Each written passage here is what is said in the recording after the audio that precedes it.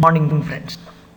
இந்த வீடியோவில் நாம் பார்க்க போகிறது ஹிஸ்ட்ரி ஆஃப் தி இங்கிலீஷ் லாங்குவேஜில் சேஞ்ச் ஆஃப் மீனிங் என்கின்ற ஒரு டாபிக் இப்போ நம்ம பார்க்க போகிறோம். இது பிஜிடிஆர்பி சிலபஸுக்கு உள்ளது.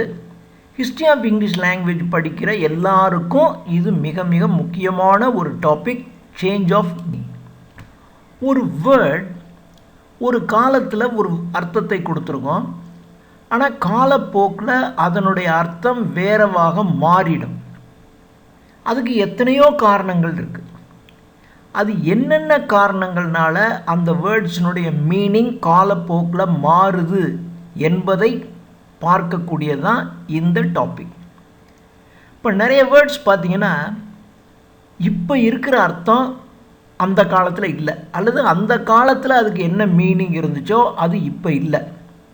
இப்போ ஒரு உதாரணத்திற்கு பார்த்திங்கன்னா ஷேக்ஸ்பியர் பேட்டில் என்கின்ற வேர்டை யூஸ் பண்ணுறார். இந்த பேட்டில் என்பது சண்டை போடுறதையும் குறிக்கும் ஷேக்ஸ்பியர் காலத்தில், ஆனால் அதே சமயத்தில் ஒரு குரூப் ஆஃப் சோல்ஜர்ஸ் அதையும் குறிக்கும். ஸோ பேட்டில் என்பது யுத்தம், சண்டை போடுறது. At the same time a group of soldiers, a company of சோல்ஜர்ஸையும் குறிக்கும். இப்போ மாடர்ன் வேர்ல்டில் பார்த்தீங்கன்னா அதை தான் பெட்டாலியன் அப்படின்னு சொல்லுவாங்க. ஒரு பெட்டாலியன் அப்படின்னா நிறைய soldiers, a group of soldiers இருக்கிறதுக்கு ஒரு பெட்டாலியன்னு பேர். இப்போ அந்த மாடர்ன் வேர்ல்டில் நம்ம பயன்படுத்துகிற பெட்டாலியனுங்கிற மீனிங்கில் ஷேக்ஸ்பியர் இந்த பேட்டில் என்கின்ற வேர்டை பயன்படுத்தியிருக்கார். அவள் பேட்டில் ஃபைட்டுக்கும் பயன்படுத்துகிறாரு, பெட்டாலியனுங்கிற வேர்டு அந்த மீனிங்லையும் பயன்படுத்தியிருக்காரு. ஆனால் இப்போ பேட்டில் அப்படின்னா பேட்டில் தான், யுத்தம் தான், பெட்டாலியனுங்கிற அர்த்தத்தை குறிக்காது. அதே மாதிரி ஃபாண்டுங்கிறது ஒரு காலத்தில் பார்த்தீங்கன்னா ஃபூலிஷ், முட்டாள்தனமாக இருக்கிறதுக்கு ஃபாண்டுன்னு பேர்.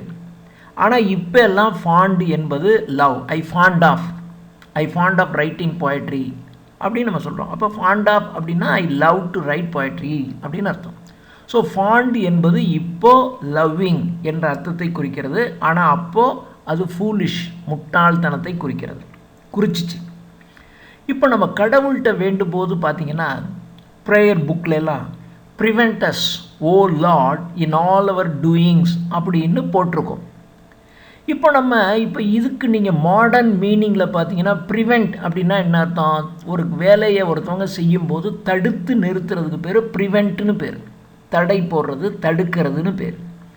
இப்போ நீங்கள் மாடர்ன் மீனிங்கில் இதை நீங்கள் பார்த்தீங்கன்னா இன் ஆல் அவர் டூயிங்ஸ், நாம் ஓ கடவுளே, நாங்கள் செய்கின்ற எல்லா காரியங்களையும் நீங்கள் தடுத்து நிறுத்துங்கள், தடை போடுங்கள் அப்படின்னு நம்ம வேண்டுறது மாதிரி இருக்குது.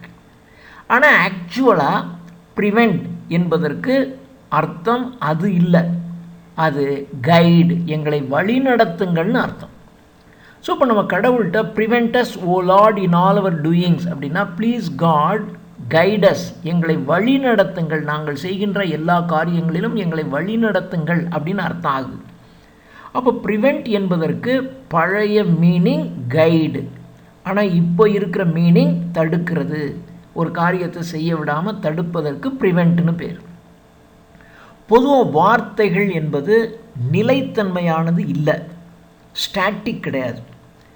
ஸ்டாட்டிக் அப்படின்னா என்றென்றும் மாறாமல் ஒரே இடத்துல நிலச்சி நிற்கிறதுக்கு பேர் வேர்ட்ஸ்னு அது கிடையாது, அதான் ஸ்டாட்டிக். வேர்ட்ஸ் அப்படி இல்லை.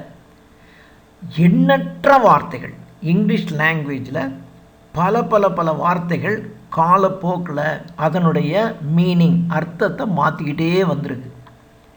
இப்போ நமக்கு எல்லாருக்கும் தெரியும், டிக்ஷனரியை முதல்ல கம்போஸ் பண்ணது, தொகுத்தது doctor Johnson. Life of Milton, life of Shakespeare, preface to Shakespeare, life of Milton, life of Pope என்ற புத்தகங்களை எழுதினவர் டாக்டர் ஜான்சன். ப்ரிஃபேஸ் டு ஷேக்ஸ்பியர்லாம் அவர் எழுதினதான். இப்போ இவர் டிக்ஷனரியை கம்போஸ் பண்ணும்போது ஒவ்வொரு வேர்டுக்கும் மெட்டீரியலை கலெக்ட் பண்ணுறாரு. அப்போ கலெக்ட் பண்ணும்போது அவர் என்ன பண்ணுறாருனா இந்த வேர்டுக்கு இதுதான் மீனிங் அப்படின்னு ஃபிக்ஸ் பண்ணுறாரு. இதுதான் எல்லா காலங்களையும் இதுக்கு மீனிங் இதுதான் இருக்கும் அப்படின்னு ஃபிக்ஸ் பண்ணார். ஆனால் அவர் அந்த ஒர்க்கை கம்ப்ளீட் பண்ணுறதுக்கு முன்னாடியே தன்னுடைய மனநிலையை மாற்றிக்கொண்டார். அதாவது இப்போ மீனிங் இதுதான், ஆனால் அடுத்து அது மாறும். இதுக்கு முன்னாடி வேறு அர்த்தத்தில் தான் இருந்திருக்கு. அதனால தான் நல்ல டிக்ஷனரியிலலாம் பார்த்தீங்கன்னா ஒரு வேர்டுக்கு இப்போ என்ன மீனிங்னு போட்டிருப்பான், அதே சமயத்தில் ப்ராக்கெட்டில் ஆர்கெயிக் அப்படின்னு போட்டு இதுக்கு பழைய அர்த்தம் என்னங்கிறதையும் போட்டிருப்பான். ஒரு நல்ல டிக்ஷனரியில் அப்படி தான் இருக்கும். அது மாதிரி டாக்டர் ஜான்சன் டிக்ஷனரியை கம்போஸ் பண்ணும்போது ஒரு வேர்டுக்குன்னா இதுக்கு இதான் அர்த்தம் அப்படின்னு தான் போட ஆரம்பித்தார். ஆனால் அவர் டிக்ஷனரியை கம்போஸ் பண்ணி முடிக்கிறதுக்கு முன்னாடியே இப்போ இதுதான் அர்த்தம், ஆனால் இதுக்கு முன்னாடியெல்லாம் வேறு வேறு அர்த்தம் இருக்குங்கிற தன்னுடைய ஐடியாவை அவர் மாற்றிக்கொண்டார். அது மாதிரி வேர்ட்ஸுக்குன்னு ஒரு இண்டிபெண்ட் மீனிங் கிடையாது. இந்த வார்த்தைக்கு இதுதான் அர்த்தம் அப்படின்னு நீங்கள் சொல்ல முடியாது. அதே மாதிரி ஒரு வார்த்தைக்கு ஒரு இன்ட்ரின்சிக் மீனிங், அதாவது உள்ளார்ந்த அர்த்தம் அப்படியும் ஒன்றும் கிடையாது. இப்போ இது இருக்குது, ஆனால் காலப்போக்கில் அது ஏன் இப்படி மாறிச்சின்லாம் பெருசாலாம் நீங்கள் சொல்ல முடியாது, ஆனால் மாறிடும். இப்போ இந்த வார்த்தைகள் என்பது நம்முடைய சிந்தனைகளையும் கருத்துக்களையும் வெளிப்படுத்துகின்ற ஒரு கருவி, அவ்வளோதான். அது அப்போ இந்த வேர்டு இப்படி வெளிப்படுத்துச்சு, இப்போ அது வேறு மாதிரி வெளிப்படுத்துது, அவ்வளோதான். ஆக எப்போ இருந்தாலும் வார்த்தைகள் என்பது நம்முடைய சிந்தனைகளையும் நம்முடைய கருத்துக்களையும் வெளிப்படுத்துகின்ற ஒரு கருவியாக தான் இருக்குது. ஒரு குறிப்பிட்ட வார்த்தை ஒவ்வொருத்தருக்கும் ஒவ்வொரு மாதிரியான ஐடியாவை கொடுக்கும். இப்போ ஒரு வேர்டு, இந்த வேர்டு எனக்கு ஒரு அர்த்தத்தை கொடுக்கும், உங்களுக்கு ஒரு அர்த்தத்தை கொடுக்கும். இப்போ ஒரு உதாரணத்துக்கு பைப் என்ற வேர்டு, பைப்புங்கிற வேர்டை ஒரு பிளம்பர்கிட்ட, அதாவது இந்த பைப்பு வேலை செய்கிறாங்க இல்லையா, அந்த பிளம்பர்கிட்ட போய் கேட்டிங்கன்னா பைப் அப்படின்னா அவன் வந்து இந்த தண்ணி குழாய் வர்ற அந்த பைப்பு அந்த நீளமான குழாய், பிளாஸ்டிக்கில் அல்லது இரும்பில் இருக்க அந்த குழாய், அதை தான் அவன் பைப்புன்னு சொல்லுவான். ஆனால் ஸ்மோக் பண்ணுறவன்ட்ட போய் அந்த பைப்பை எடுத்துகிட்டு வா அப்படின்னா நீங்கள் போய் இந்த நீளமான பைப் எடுத்துகிட்டு போகக்கூடாது. அவன் அந்த ஸ்மோக் பண்ணுறதுக்கு ஒரு பைப் வச்சுருப்பாங்க இல்லையா, இப்படி எல் ஷேப்பில் இருக்கும், முன்னாடி அந்த புகையிலையெல்லாம் வச்சு அதில் நெருப்பு வச்சுருப்பாங்க. அந்த பைப்பை தான் அவனுக்கு, ஒரு ஸ்மோக்கரை பொறுத்த வரையிலும் பைப் அப்படின்னா அந்த ஸ்மோக் பண்ணுற கருவியை குறிக்கும். அது மாதிரி ஆர்கன்ஸ் பில்டருக்கு பார்த்தீங்கன்னா பைப்புங்கிறது வேறு அர்த்தத்தை குறிக்கும். இப்படி ஒவ்வொருத்தருக்கும் பைப் என்பது ஒரு அர்த்தத்தை குறிக்கும். அதே மாதிரி இங்கிலீஷ்காரனை பொறுத்த வரையிலும் ஆரம்ப காலத்தில் வில்லன் அப்படிங்கிற வேர்டு, ஒரு காலத்தில் வில்லன் என்ற வேர்டுக்கு ரொம்ப கீழ்மட்டமான வேலையை செய்ய, அந்த மூட்டை தூக்குறது அப்படின்னு சொல்கிறோம்ல, நம்மளை பொறுத்த வரைக்கும் ஒரு லோ ஒர்க், கீழ்த்தரமான வேலைகள் செய்வதற்கு பயன்படுத்தப்பட்ட வார்த்தை villain. So he's a villain அப்படின்னா அப்போ அர்த்தம் என்னென்னா ஒரு லோ டைப் ஆஃப் ஒர்க்கை செய்கிற ஆள் அப்படின்னு அர்த்தம். ஆனால் ஒரு 200 வருஷம் கழித்து வில்லன் என்ற வேர்டுக்கு என்ன அர்த்தம் மாறிடுச்சுன்னா, அதே இங்கிலீஷ் லாங்குவேஜில் அப்படியே காலப்போக்கில் ஒரு ரஃப்பான பிஹேவியர், ஒரு நாகரிகம் இல்லாமல் முரட்டுத்தனமான பிஹேவியர் உடைய ஒரு ஆள், அவனை தான் வில்லன்னு வந்துச்சு. சும்மா ஒரு முரடன் ஒரு நாகரிகம் இல்லாத, பண்பு இல்லாத ஒரு மனிதனை குறிக்கின்ற ஒரு வார்த்தை அப்படின்னு மாறிடுச்சு 200 வருஷம் கழிச்சு. ஆனால் இப்போது வில்லன் என்ற வார்த்தைக்கு ஒரு தீமை செய்கிறவன், வேணுன்னே ஒருத்தனை கெடுப்பான், ஒருத்தனை அழிக்கிறதுக்கு முயற்சிப்பான், அந்த மாதிரி ஈவில் டூயர், தீமை செய்பவன் அப்படிங்கிற அர்த்தம் மாறிடுச்சு. அப்போ ஒரே வேர்டு தான் காலப்போக்கில் மாறிடுச்சு. ஒரே வேர்டு தான், அது ஒவ்வொருத்தனுக்கும் ஒரு அர்த்தத்தை கொடுக்குது. இது மாதிரி வேர்ட்ஸ் வந்து நிறைய தன்னுடைய மீனிங்கை மாற்றிக்கிட்டே போகுது. இந்த மீனிங் ஏன் மாறுது என்கின்ற காரணங்கள் பல. அதில் ஒவ்வொன்றா இப்போ நம்ம பார்க்கலாம். ஒரு காரணம் ஜெனரலைசேஷன், பொதுவாக்கிறது. பொதுவாக ஒரு வேர்டுக்கு இதான் பொது அர்த்தம் அப்படின்னு சொல்லி விட்டுறது. இது பொதுவாக ஒரு வேர்டுக்கு நிறைய மீனிங் சேஞ்ச் ஆகிறதுக்கு காரணம் ஃபஸ்ட்டு ஜெனரலைசேஷன். இப்போது பாக்ஸ் அப்படிங்கிற வேர்டு, இப்போ பாக்ஸுங்கிற வேர்டு எதை குறிக்கும்? ஒரு பொட்டி, ஏதோ ஒரு அட்டைப்பெட்டி அல்லது ஒரு மெட்டல்னாலான பொட்டி, எதை வேணாலும், ஒரு பிளாஸ்டிக்னாலான பொட்டி, ஒரு சோப் பாக்ஸ்னு சொல்லிடுவோம், எதை வேணாலும் சொல்லும் பாக்ஸ். ஆனால் ஆரம்ப காலத்தில் இது பாக்ஸ் என்பது ஒரு வகையான மரம், பாக்ஸ் ட்ரீனே பேர். ஸோ பாக்ஸ் என்பது பாக்ஸ் ட்ரீயை தான் குறிக்கும். அந்த பாக்ஸ் ட்ரீ இப்போது 12th நைட்டில் பார்த்தீங்கன்னா சர் டோபி பெல்ச் என்கின்ற கேரக்டர், அவனோட இருக்கிற க்ரோனிஸ் என்ற கேரக்டர், இவங்க என்ன பண்ணுவாங்கன்னா ஒரு பாக்ஸ் ட்ரீக்கு பின்னாடி போய் தான் மறைஞ்சிக்குவாங்க. அப்போது ஷேக்ஸ்பியர் காலத்தில் இது ஒரு பாக்ஸ் என்பது பாக்ஸ் ட்ரீயை குறிக்கும். ஆனால் இந்த ட்ரீ ரொம்ப காஸ்ட்லி, சந்தன மரம் மாதிரி. ஒரு காலத்தில் சீப்பாக இருந்திருக்கும் போல இருக்குது. ஆனால் அதுக்கப்புறம் அந்த பாக்ஸ் ட்ரீங்கிறது ரொம்பவும் காஸ்ட்லியாக போயிடுச்சு. அந்த வுட்டு ரொம்ப காஸ்ட்லி, அப்புறம் ஜாஸ்தி கிடைக்காது. இது எல்லா ஊர்லேயும் வளராது. அதனால் இது ரேராகவும் எக்ஸ்பென்சிவாகவும் மாறிடுச்சு. அதனால பாக்ஸ் ட்ரீ அந்த வுட்டில் ஒரு பெரிய பொட்டியெல்லாம் செய்ய முடியாது, ஏன்னா அது ரொம்ப காஸ்ட்லி. அதனால் நகை வச்சுக்கிறது, இந்த மாதிரி விலையுயர்ந்த பொருட்களை வைக்கக்கூடிய சின்ன பொட்டி, அதுக்கு பேர் கேஸ்கெட்னு பேர். தி மெர்ச்சன்ட் ஆஃப் வெனிஸில் உங்களுக்கு தெரியும், போர்ஷியா அந்த போட்டி நடக்கும். அந்த 3 கேஸ்கெட்ஸில் தான் அந்த ஃபோட்டோ வச்சுருப்பான். அது மெர்ச்சன்ட் ஆஃப் வெனிஸில் தெரியும். ஸோ கேஸ்கெட் என்கின்ற விலை உயர்ந்த பொருட்களை வைக்கக்கூடிய ஒரு சின்ன டப்பா, அதுக்கு தான் பாக்ஸ்னு பேர் வந்துருச்சு. ஏன்னா அது பாக்ஸ் ட்ரீ ரொம்ப காஸ்ட்லியாக போச்சு, அதனால் அப்படி வந்துருச்சு. இப்போது பாக்ஸுனாவே ஒரு பொட்டி, அவ்வளோதான். அது எதனால் வேணாலும் செஞ்சுருக்கலாம். ஒரு காலத்தில் பாக்ஸ் வுட்டில் செஞ்சதுனால மட்டும்தான் அதுக்கு பாக்ஸ்னு பேர். இப்போது அது மாதிரி இருக்கிற ஒரு ஷேப்புக்கு பேர் பாக்ஸ்னு பேர். அது எதில் வேணாலும் செஞ்சுருக்கலாம். அது ஒரு வுட்டில் செஞ்சுருக்கலாம், பாக்ஸ் வுட்டில் செஞ்சுருக்கலாம், அல்லது எந்த வுட்டில் வேணாலும் செஞ்சுருக்கலாம், அல்லது மெட்டலில் செஞ்சுருக்கலாம், அல்லது பிளாஸ்டிக்கில் செஞ்சுருக்கலாம், அல்லது ஃபைபரில் செஞ்சுருக்கலாம்.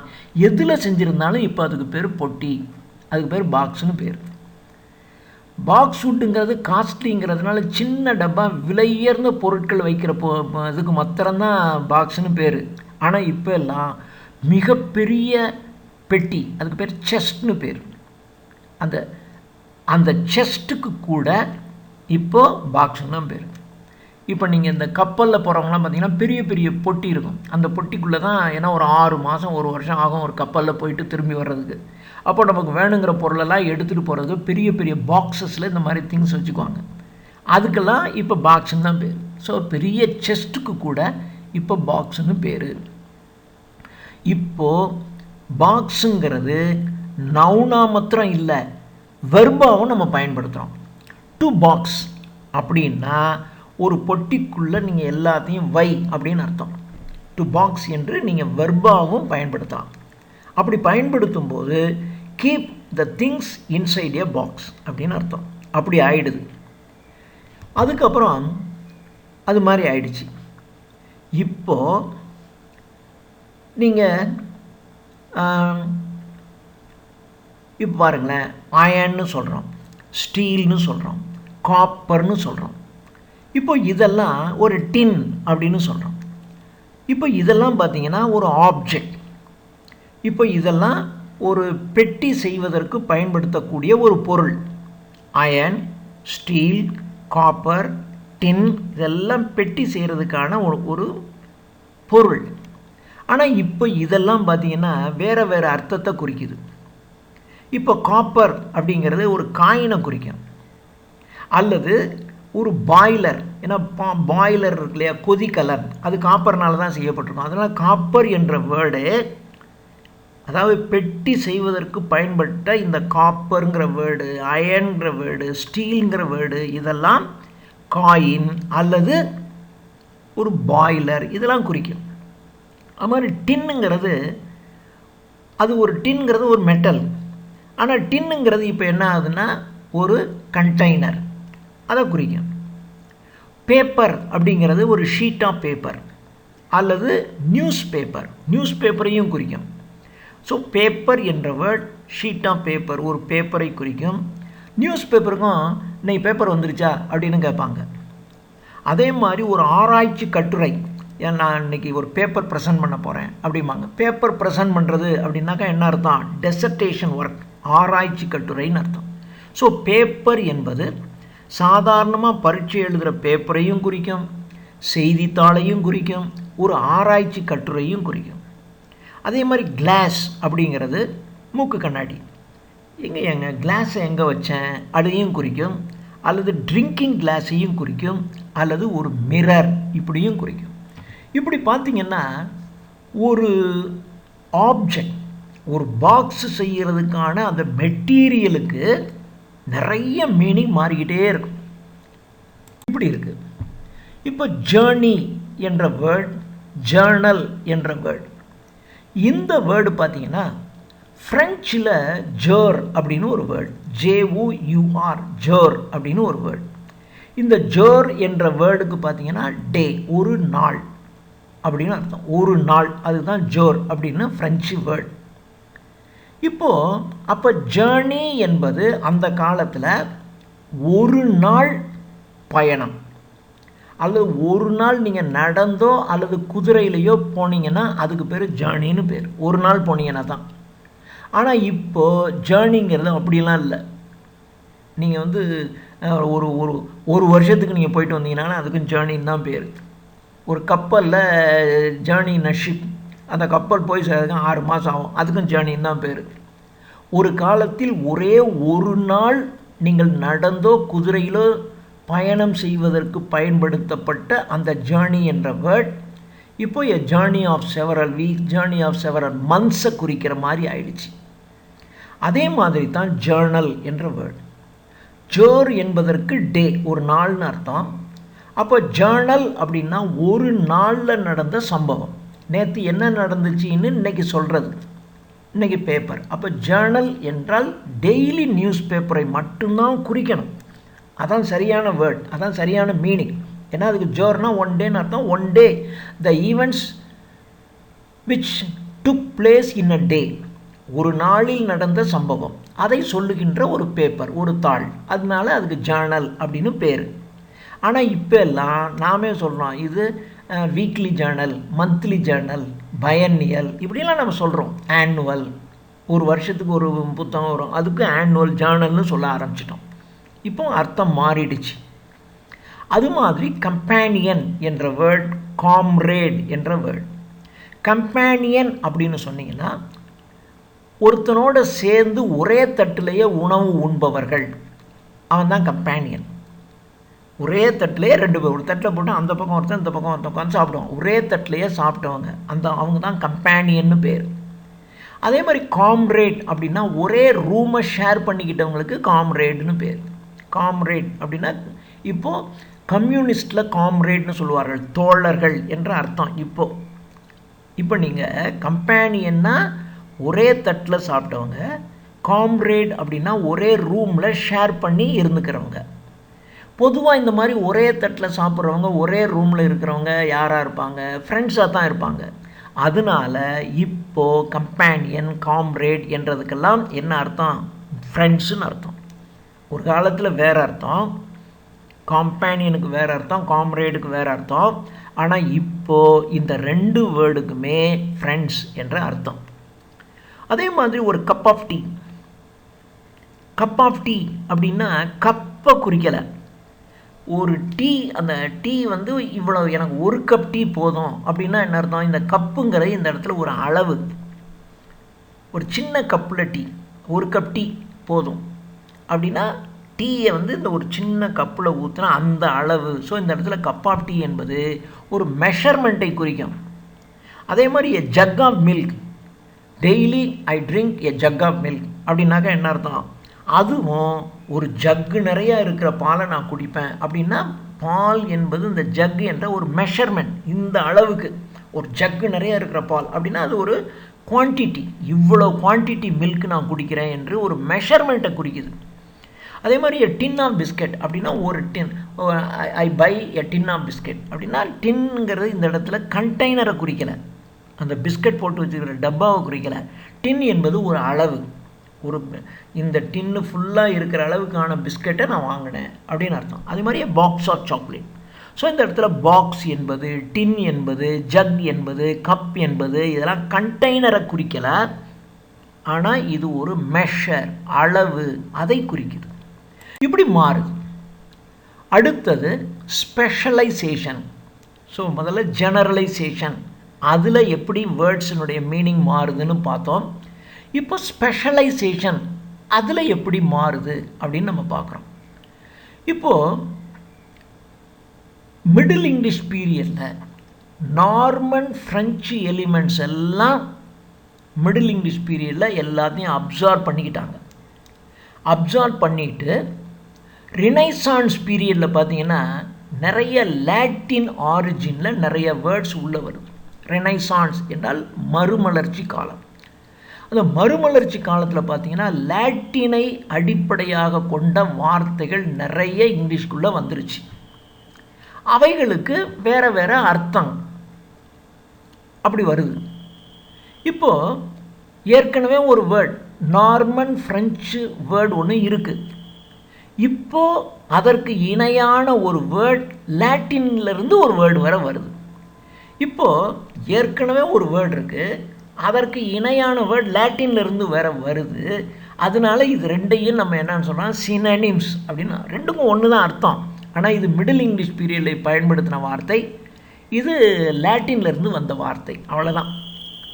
இதைத்தான் நம்ம சினனிம்ஸ் அப்படின்னு சொல்கிறோம். ஸோ இந்த சினனிம்ஸ் பார்த்திங்கன்னா ரெண்டுலேருந்து ஒன்று ஒன்று கொஞ்சம் கொஞ்சம் டிஃப்ரென்ஸ் இருக்கும். இப்போ ஒரு உதாரணத்திற்கு ஒரு வேர்ட் ஃபவுல் என்ற ஒரு வேர்ட். இந்த ஃபவுல் என்ற வேர்ட் ஒரு காலத்தில் அதுக்கு அர்த்தம் பேர்ட், பறவை, அப்படி தான். சாசர் தன்னுடைய மாடர்ன் இங்கிலீஷில் சாசர் ஃபவுல் என்ற வேர்டை பேர்ட் என்ற அர்த்தத்தில் தான் குறிக்கிறார். அதே மாதிரி authorised version of the Bible, அதாவது கிங் ஜேம்ஸ் வெர்ஷன்னு சொல்லுவாங்க, அதுக்கு தான் ஆத்தரைஸ்டு வெர்ஷன். அதாவது பைபிள் நிறைய இருந்திருக்கு, எல்லாத்தையும் வச்சு எல்லாத்துக்கும் ஒன்றாக்கி இதுதான் பைபிள் அப்படின்னு கொண்டு வந்தாங்க. அதுக்கு தான் கிங் ஜேம்ஸ் வெர்ஷன் அல்லது authorised version of the Bible அப்படின்னு பேர். ஸோ இந்த ஆத்தரைஸ்டு வெர்ஷன் ஆஃப் த பைபிள்லையும் சரி, சாசரும் சரி, ஃபவுல் என்ற வார்த்தைக்கு பேர்ட் என்ற அர்த்தத்தை தான் அவங்க பயன்படுத்தியிருக்காங்க. இது ஆங்கிலோ சாக்ஷன்லேருந்து வந்தது. ஆங்கிலோ சாக்ஷன் பீரியட்லேருந்து இந்த வேர்டை அது அப்படி தான் பயன்படுத்துகிறாங்க. ஆனால் மிடில் இங்கிலீஷ் வரைக்கும் இந்த வேர்டு தான் அர்த்தத்தில் இருந்துச்சு. ஆனால் இப்போது பேர்டுங்கிற வேர்டும் இருக்குது. இப்போ ஒரு காலத்தில் ஃபவுல் என்பது பேர்டை மட்டும் குறிச்சிச்சு. இப்போ ஃபவுலும் இருக்குது, பேர்டும் இருக்குது. ஃபவுலுக்கு வேறு அர்த்தம், பேர்டுக்கு வேறு அர்த்தம். இப்போ பேர்டுங்கிறது பொதுவாக பறக்கிற பறவைகள். ஒரு காலத்தில் ஃபவுலுங்கிறது தான் பேர்ட்ஸுக்கெல்லாம் குறிச்சிக்கிட்டு இருந்தோம். இப்போது பேர்ட்ஸுக்கு பேர்டுங்கிற வேர்டை நம்ம பயன்படுத்துகிறோம். ஃபவுல் என்பது இந்த கோழி இருக்கு இல்லையா, கோழி, வான்கோழி, இதுக்கெல்லாம் ஃபவுல்ஸ்னு பேர். கோழி, சேவல், இதுக்கெல்லாம் ஃபவுல்னு பேர். ஸோ இப்போ ஃபவுலுங்கிறதுக்கு ஒரு ஸ்பெஷலைஸ்டு மீனிங் இருக்குது. ஆனால் ரெண்டுமே சினனிம்ஸ் தான். ஆனால் இந்த இதுக்கு வேர்டு, இந்த ரெண்டும் சினனிம்ஸ் தான். ஆனால் ஃபவுலுக்கு வேறு வேர்ட், வேறு அர்த்தம், பேர்டுக்கு வேறு அர்த்தம். அதே மாதிரி டீர் என்பது அந்த காலத்தில் பார்த்திங்கன்னா வைல்டு அனிமல், காட்டு விலங்குகளை தான் டீருங்கிறது குறிச்சிச்சு. ஆனால் இப்போ பார்த்திங்கன்னா ஒரு குறிப்பிட்ட அனிமலை தான் இப்போ குறிக்குது, மாறிடுச்சு. அதே மாதிரி 1450 1450 வரையிலும் ஷ்ரவுட் அப்படிங்கிற வேர்டு வந்து கார்மெண்ட், துணியை குறிச்சிச்சு. நீங்கள் போகிற சட்டை, ட்ரெஸ் மெட்டீரியல், இதுக்கு தான் ஷ்ரவுடுன்னு பேர். ஆனால் இப்போ எல்லாம் ஷ்ரவுட் அப்படின்னா இறந்து போன பிணத்தை சுற்றுகின்ற அந்த கோடி துணி இருக்கு இல்லையா, யாரும் செத்து போனாங்கன்னா அவங்களுக்கு கோடி துணி வாங்கிட்டு வந்து அதில் தான் சுற்றி அதில் தான் கொண்டு போய் புதைப்பாங்க. அப்போ புதைப்பதற்கு இறந்தவர்களை சுற்றுகின்ற அந்த துணிக்கு இப்போ ஸ்பெஷலாக ஷ்ரவுடுன்னு பேர். ஆனால் ஒரு காலத்தில் ஷ்ரவுடுனாக்கா கார்மெண்ட் அப்படின்னு அர்த்தமாக இருந்துச்சு. அது மாதிரி டு ரீட் அப்படிங்கிற வேர்டுக்கு ஒரு காலத்தில் ஒரு ரிடில்னால் புதிர், ஒரு புதிரை இதுக்கு இதுதான் அர்த்தம்னு நம்ம கெஸ் பண்ணுறோம்ல. யாராவது ஒரு புதிரை போட்டு ஒரு விடுகதை போட்டு இதுக்கு என்ன அர்த்தம்னுவான், உடனே நம்ம கெஸ் பண்ணி அதுக்கு ஒரு ஆன்சர் சொல்லுவோம். அப்படி ஒரு புதிருக்கு கெஸ் பண்ணுறது தான், ஒரு ஆன்சரை கெஸ் பண்ணுறதுக்கு தான் ரீடுன்னு பேர் ஒரு காலத்தில். அதே மாதிரி டு ரைட் அப்படின்னாக்க டு ஸ்க்ராட்ச் பண்ணுறது அப்படின்னு பேர். இதுதான் பொதுவான அர்த்தம் ஒரு காலத்தில். ஆனால் இப்போ டு ரீட் என்றால் படிப்பதை மட்டும் குறிக்கும், டு ரைட் என்றால் எழுதுவதை மட்டும் குறிக்கும், மாறிடுச்சு. அது மாதிரி சாசர் பார்த்தீங்கன்னா ஸ்டார்வ் என்ற வார்த்தையை, ஸ்டார்வ் அப்படின்னா பட்னி கிடக்கிறதுன்னு அர்த்தம். பட்னி கிடந்தால் என்ன ஆவான், செத்து போயிடுவான். அதனால் சாசர் காலத்தில் ஸ்டார்வ் என்ற வேர்டுக்கு டு டை, இறந்து போதல் என்று அர்த்தம் இருந்துச்சு. ஆனால் இப்போது பட்னி கிடந்து இறக்கிறதுக்கு ஸ்டார்வுங்கிற வேர்டை பயன்படுத்துகிறோம். ஒரு காலத்தில் இறந்து போகிறதுக்கே ஸ்டார்வுங்கிற வேர்டு தான் பயன்படுத்தினார். சாசர்லாம் பார்த்தீங்கன்னா ஸ்டார்வ் அப்படின்னு இருந்தால் டு டைன்னு அர்த்தம். ஆனால் இப்போது ஸ்டார்வ் அப்படின்னா டை ஆஃப் ஹங்கர், பசியினால் செத்து போகிறதுக்கு பேர் ஸ்டார்வ்னு பேர் மாறிடுச்சு. 1400 வரையிலும், கிபி 1400 வரையிலும் ஸ்டிங்க் அண்ட் லஸ்ட் இது ரெண்டும் நல்ல அர்த்தத்தை கொடுக்கக்கூடிய வார்த்தைகள்.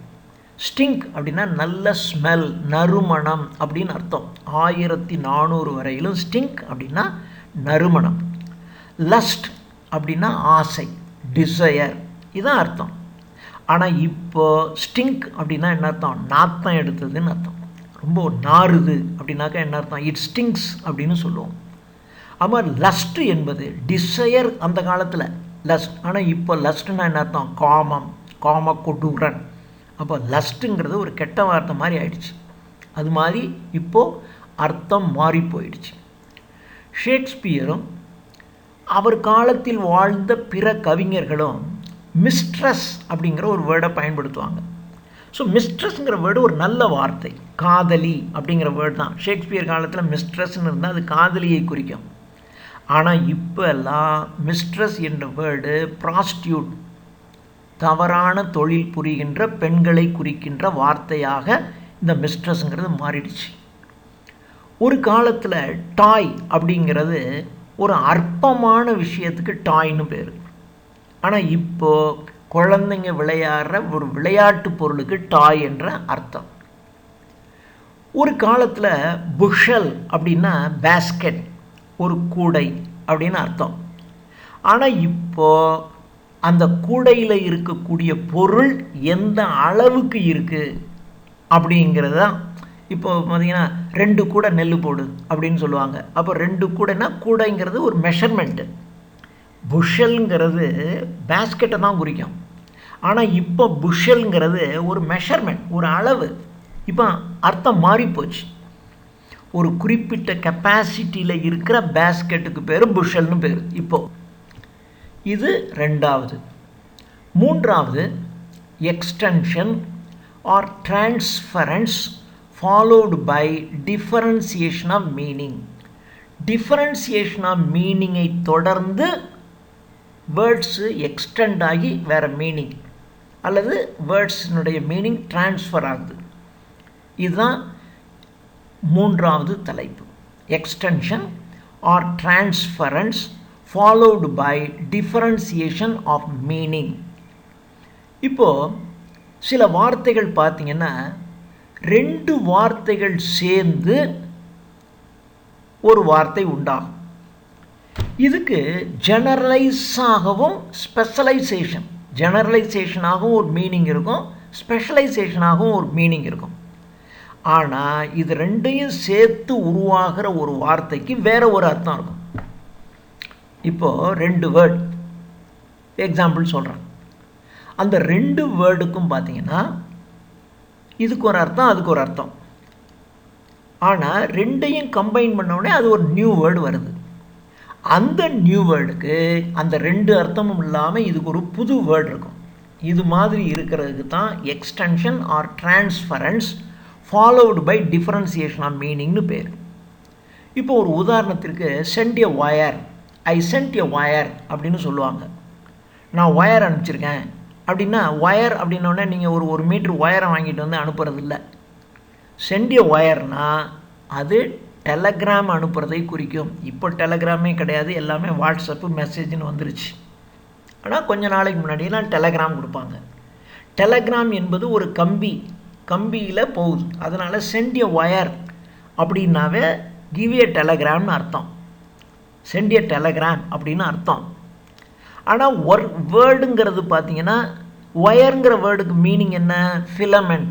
அது ஒரு உலோகத்தினாலான ஒரு கம்பி. ஆனால் அந்த உலோகத்தினாலான கம்பியின் மூலமாக அனுப்பப்படக்கூடிய ஒரு தகவல். ஸோ ஒரு மெட்டாலிக் ஃபிலமெண்ட், ஒரு உலோகத்தினாலான ஒரு கம்பி, அது அந்த உலோகத்தின் மூலமாக அனுப்பக்கூடிய அந்த செய்திக்கு மாறிடுச்சு. அதான் டிரான்ஸ்ஃபர் ஆகிடுச்சு. அந்த மீனிங் வந்து மெட்டாலிக் ஃபிலமெண்ட் தான் ஒயருங்கிறது. ஆனால் அது அந்த மெட்டாலிக் ஃபிலமெண்ட் மூலமாக அனுப்பக்கூடிய அந்த செய்திக்கு ஒயர்னு பேர் வந்துருச்சு. ஸோ அதான் சென்ட் எ ஒயர் அப்படின்னா சென்ட் எ டெலகிராம் அப்படின்னு அர்த்தம். அதே மாதிரி கிவ் எ ரிங் அப்படின்னு சொல்லுவாங்க. கிவ் எ ரிங் அப்படின்னாக்கா ஒரு ரிங் கொடு, ஒரு ரிங் கொடு அப்படின்னாக்கா என்ன அர்த்தம்னா டெலிஃபோன் டயல் பண்ணுன்னு அர்த்தம். அதே மாதிரி ட்ராப் எ லைன், ஒரு வரி எழுதி போடக்கூடாதா அப்படிம்பாங்க. போய் சேர்ந்துட்டேன்னு ஒரு வரி எழுதுனா என்ன அப்படின்னா என்ன அர்த்தம்? போய் சேர்ந்துட்டேன்னு ஒரு கார்டில் ஒரு தகவல் சொல்கிறது, அதுக்கு தான். ஸோ டு கிவ் எ ரிங்குன்னா டெலிஃபோன் பண்ணுன்னு அர்த்தம். ட்ராப் எ லைன் அப்படின்னா ஒரு போஸ்ட் கார்டில் லெட்ரு போடுன்னு அர்த்தம். அதே மாதிரி விண்டோ அப்படிங்கிறது விண்ட் ஐ என்ற ஒரு காம்பவுண்ட் வேர்டிலிருந்து உருவானதான் விண்டோ. விண்ட் ஐ அப்படின்னா என்ன அர்த்தம்? ஒரு ஐனா கண்ணு, ஒரு ஓட்டை வழியாக காற்று உள்ளே வருது வீட்டுக்கு, அதுதான் ஜன்னல். அந்த ஜன்னல் என்ற அந்த அதில் துவாரம் இருக்குது. அந்த ஜன்னல் என்ற அந்த ஹோல் வழியாக விண்டு உள்ளே வர்றதுனால அந்த விண்ட் ஐங்கிறதான் விண்டோன்னு மாறிடுச்சு அப்படின்னு சொல்கிறாங்க. ஸோ இதெல்லாம் extension or transference followed by differentiation of meaning. இதுக்கு இன்னும் சில எக்ஸாம்பிள்ஸும் இருக்குது. இப்போ ஃபாஸ்ட்டுன்னு ஒரு வேர்டு. இந்த ஃபாஸ்ட்டுங்கிற வேர்டுக்கு பார்த்தீங்கன்னா ரெண்டு மீனிங். ஒன்று வேகமாக மூவ் பண்ணுறதுக்கு, ஃபாஸ்ட் ஃபாஸ்ட் ஃபாஸ்ட், வேகமாக ஓடு வேகமாக ஓடு, ஃபாஸ்ட்டாக ஓடு, அப்போ வேகமாக மூவ் பண்ணுறதுக்கு ஃபாஸ்ட்டு. இன்னொன்று ஃபாஸ்டனிங் அப்படின்னா கட்டி போடுறதுன்னு அர்த்தம். கட்டி போட்டு அங்கங்கே நகர விடாமல் ஒரே இடத்துல வச்சுக்கிறதுக்கும் ஃபாஸ்ட்டுன்னு தான் பேர். ஸோ கட்டி போடுறது அப்படிங்கிறதுக்கும் ஃபாஸ்ட்டுன்னு தான் அர்த்தம். இப்போது இந்த கட்டி போட்டு ஒரே இடத்துலையே வச்சுக்கிறது இதுதான் பழைய அர்த்தம். ஆனால் இப்போ ஃபாஸ்ட்டுங்கிறதுக்கு இந்த பழைய அர்த்தம் கொஞ்சம் கொஞ்சமாக போயிடுச்சு. இப்போ ஸ்டாண்டர்ட் இங்கிலீஷில் பார்த்தீங்கன்னா குயிக் மூவிங் அப்படிங்கிற சென்ஸில் தான் இப்போ ஃபாஸ்ட்டுங்கிற வேர்ட் பயன்படுத்தப்படுது. ஆனால் ஃபாஸ்ட்டுக்கு ரெண்டு அர்த்தம் இருக்குது, ரெண்டு இருக்குது. அதே மாதிரி பெட் ஃபாஸ்ட் அப்படிங்கிறதுக்கு பெட் ரிட்டன். எப்போ பார்த்தா பெட் ஃபாஸ்ட், ஃபாஸ்ட்டுனாக்கா என்ன அர்த்தம்? கட்டி போடுறதுன்னு நான் சொன்னேன். கட்டி போட்டு ஒரே இடத்துலையே இருக்கிறதுக்கு பேர் ஃபாஸ்டிங்னு பேர். அப்போ பெட் ஃபாஸ்ட்னாக்கா என்ன அர்த்தம்? படுக்கையிலே கிடக்கிறது, உடம்பு சரியில்லாமல் போய் படுக்கையிலே கிடக்கிறாங்கல்ல, அதான் பெட் ரிடன் அப்படிங்கிற அர்த்தம் பெட் ஃபாஸ்ட் அப்படி. ஆனால் இப்போது குயிக் மூவிங் என்ற அர்த்தத்தில் தான் அதிகமாக பயனாகுது. ஒரே இடத்துல இருக்கக்கூடிய ஃபர்ம்னஸ் என்ற வேர்ட் இப்போ கொஞ்சம் போயிடுச்சு. இதே மாதிரி இன்னொரு எக்ஸாம்பிள், ஃபைன் என்ற ஒரு வேர்ட். ஃபைன் என்ற வேர்டுக்கு அர்த்தம் ஃபினிஷ்டு அப்படின்னு அர்த்தம். ஃபினிஷ் முடிவடைந்த. எப்பொழுதுமே ஒரு ஃபினிஷ்டு ப்ராடக்ட், ஒரு பொருள் செஞ்சு முடித்ததுக்கப்புறம் பார்த்திங்கன்னா ஒரு ஃபைனாக இருக்கும். செய்கிறதுக்கு முன்னாடி பாதி செஞ்சிட்டு இருக்கும்போது, முக்கால்வாசி செய்யும்போது அவ்வளோதான் இருக்காது. ஆனால் செஞ்சு முடிச்சாச்சு அப்படின்னா அது பர்ஃபெக்டாக இருக்கும், நல்லா இருக்கும். ஸோ அதனால் ஃபைன்கிறது ஃபினிஷ்டு ப்ராடக்ட் தான் குறிச்சிச்சு. ஃபைனாக ஃபினிஷ்டுன்னு அர்த்தம். ஃபினிஷ்டு ப்ராடக்ட்டு ஃபைனாக இருக்கிறதுனால நாம் என்ன பண்ணுறோம்? ஃபைன் அப்படிங்கிற வேர்டு ரொம்ப அழகாக, ஃபினிஷ்டு ப்ராடக்ட் ரொம்ப அருமையாக இருக்கும். அதனால் ஃபைன் என்பது ஃபினிஷ்டு ப்ராடக்டை குறிச்சிச்சு. அது ஃபைனாக இருக்கிறதுனால இப்போ அதை ஒரு பர்ஃபெக்டாக இருக்கக்கூடிய ஒன்றா நம்ம ஃபைன் அப்படின்னு நம்ம சொல்கிறோம். அதே மாதிரி பிராண்டுங்கிற வேர்டு.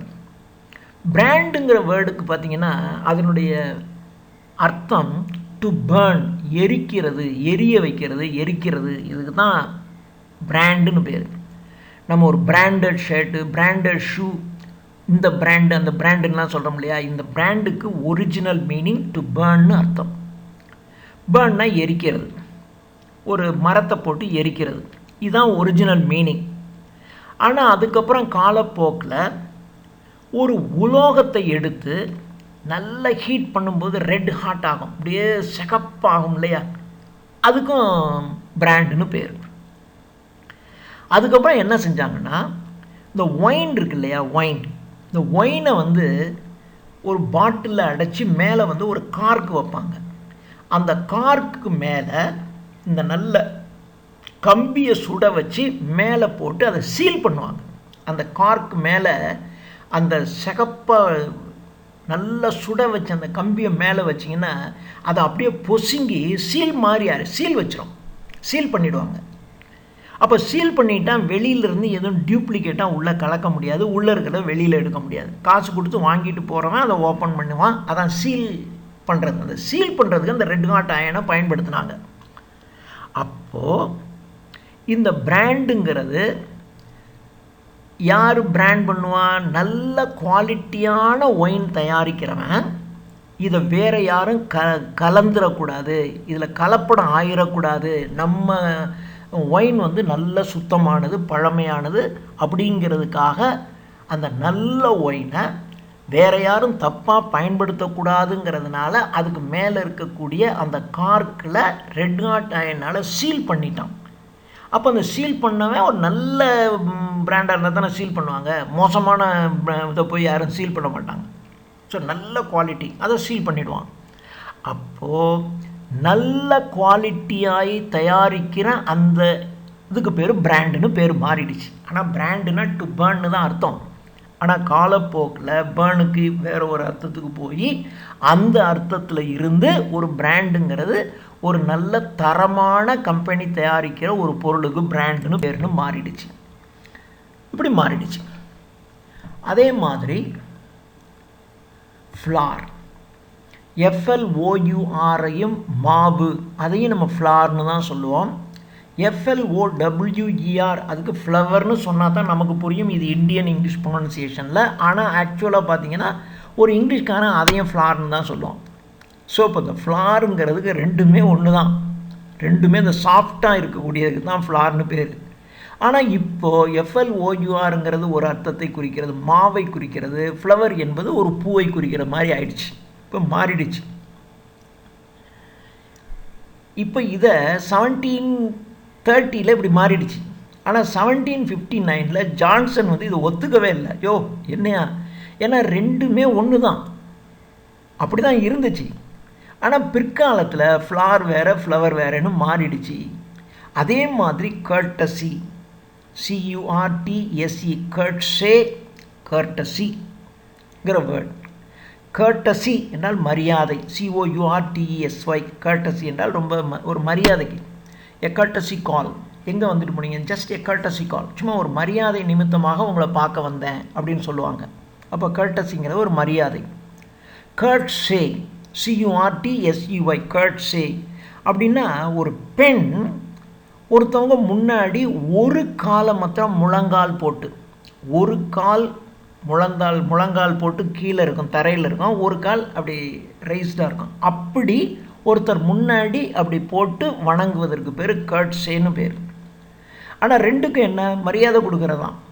அப்போ கர்ட்ஸேனாலும் ஒன்று தான், கர்ட்டசினாலும். எப்படி ஃப்ளார் அண்ட் ஃப்ளவர் ஒன்றோ அதே மாதிரி கர்ட்ஸே, கர்ட்டசி. ஹியூமன் மனிதன், ஹியூமன் என்றால் மனிதத்தன்மை உடைய, ரெண்டும் ஒன்று தான். அதே மாதிரி ஜென்டீல், அர்பன், இது எல்லாமே. மாஸ்க், MASQUE, மாஸ்க்னா முகமூடி. முகமூடியை போட்டுக்கிட்டு நடத்துகிற ஒரு திருவிழா. அந்த திருவிழாவில் பார்த்தீங்கன்னா எல்லாரும் முகமூடி தான் போட்டிருப்பாங்க, அதுக்கு பேர் மாஸ்க்குன்னு பேர். அது மாதிரி சில நாடகங்களும் நடக்கும், அதுக்கு பேர் மாஸ்க்னு பேர், MASQUE, மாஸ்க்னு பேர். அப்போ மாஸ்க்னா முகமூடி போட்டுட்டு நடத்துகிற திருவிழா, முகமூடி போட்டுட்டு நடத்துகிற நாடகம், இவைகள் எல்லாத்துக்குமே மாஸ்க்னு பேர். எல்லாம் ரெண்டும் ஒன்று தான் அர்த்தம். எப்படி FLOUR ஃப்ளாரும் ஃப்ளவரும் ஒரே அர்த்தமோ அதே மாதிரி தான் இந்த கர்ட்ஸே, கர்ட்டசி, ஹியூமன், ஜென்டீல், அர்பன், மாஸ்க் எல்லாம் கிட்டத்தட்ட நியரஸ்ட் மீனிங் இப்படி மாறிடுச்சு. இதுதான் அசோசியேஷன் ஆஃப் ஐடியாஸ்னு பேர். அதே மாதிரி கிரசன்ட் என்றால் வளர்வது அப்படின்னு அர்த்தம். இப்போ மூன் பார்த்தீங்கன்னா இன்றைக்கி இருக்கும், நாளைக்கு இன்னும் கொஞ்சம் வளர்ந்துருக்கு, நாளைக்கு வந்திருக்கோம், அப்படியே கொஞ்சம் கொஞ்சமாக அது வளர்ந்துக்கிட்டே வருது. அதனால கிரசன்ட் என்பது வளர்பிறையை குறிக்குது, மூனை குறிக்கும், மூனுடைய ஷேப்பை குறிக்கிறதுக்கு கிரசன்ட் அப்படிங்கிற வேர்ட் மாறிடுச்சு. அது மாதிரி பீடுங்கிறது ப்ரே பண்ணும்போது பார்த்தீங்கன்னா அப்படியே கையில் வந்து நீங்கள் ஒரு மாலையை வச்சுக்கிட்டு இப்படியே உருட்டிக்கிட்டே இருப்பாங்க, உருட்டிக்கிட்டு எண்ணுவாங்க. அதனால ப்ரே பண்ணுறவங்க அந்த பீடை இப்படி பயன்படுத்துறதுனால பீடுனாவே ப்ரேயர் அப்படிங்கிற ஒரு அர்த்தத்துக்கு மாறிடுச்சு. ப்ரேயர் அப்படிங்கிறது கவுண்டிங் ஆஃப் பீட்ஸை எண்ணுறது, எத்தனை பீட்ஸ்னு இப்படி இப்படி தள்ளி எண்ணுவாங்க. அதுக்கு தான் ப்ரேயருங்கிற வேர்டு வந்துருச்சு. அது மாதிரி ஒரு இன்ஃபீரியர் குவாலிட்டி ஆஃப் ஷூ தயாரிக்கும் போது ஒரு மட்டமான ஷூ தயாரித்தா அதுக்கு பேர் சாபோட்டேஜ்னு பேர். சாபோட்டேஜ் அப்படின்னா மட்டமான ஷூ தயாரிக்கிறது அப்படின்னு பேர். ஆனால் இப்போது சாபோட்டேஜ் அப்படின்னா வேணும்னே ஒன்று அடித்து உடைக்கிறது, நொறுக்கிறது, அதாவது வீணாக்கி விடுறது, ஒரு நல்ல பொருளை வீணாக்கிறது, அதுக்கு தான் சாபோட்டேஜ்னு பேர், அழிக்கிறது. ஸோ வேணும்னே ஒரு பொருளை அழிப்பதற்கு இப்போ சாபோட்டேஜுங்கிற வேர்டு. ஆனால் ஒரு காலத்தில் மோசமான ஒரு ஷூ தயாரிக்கிறதுக்கு சாபோட்டேஜ்னு பேர். கிட்டத்தட்ட அதிலிருந்து இந்த வேர்டு வருது. அது மாதிரி காமன் அப்படிங்கிற ஒரு வேர்டு. இந்த காமன்கிற வேர்டு காமன் பீப்புள் அப்படின்னா பொதுவான மக்கள், அதாவது ரொம்ப ஹை குவாலிட்டி இல்லாத நார்மல் பீப்புள், சாதாரண மக்கள், அவங்கள காமன் பீப்புள்னு சொல்லுவாங்க. ஸோ காமன்ஸ் அப்படின்னா சாதாரண மக்கள் அப்படின்னு அர்த்தம்.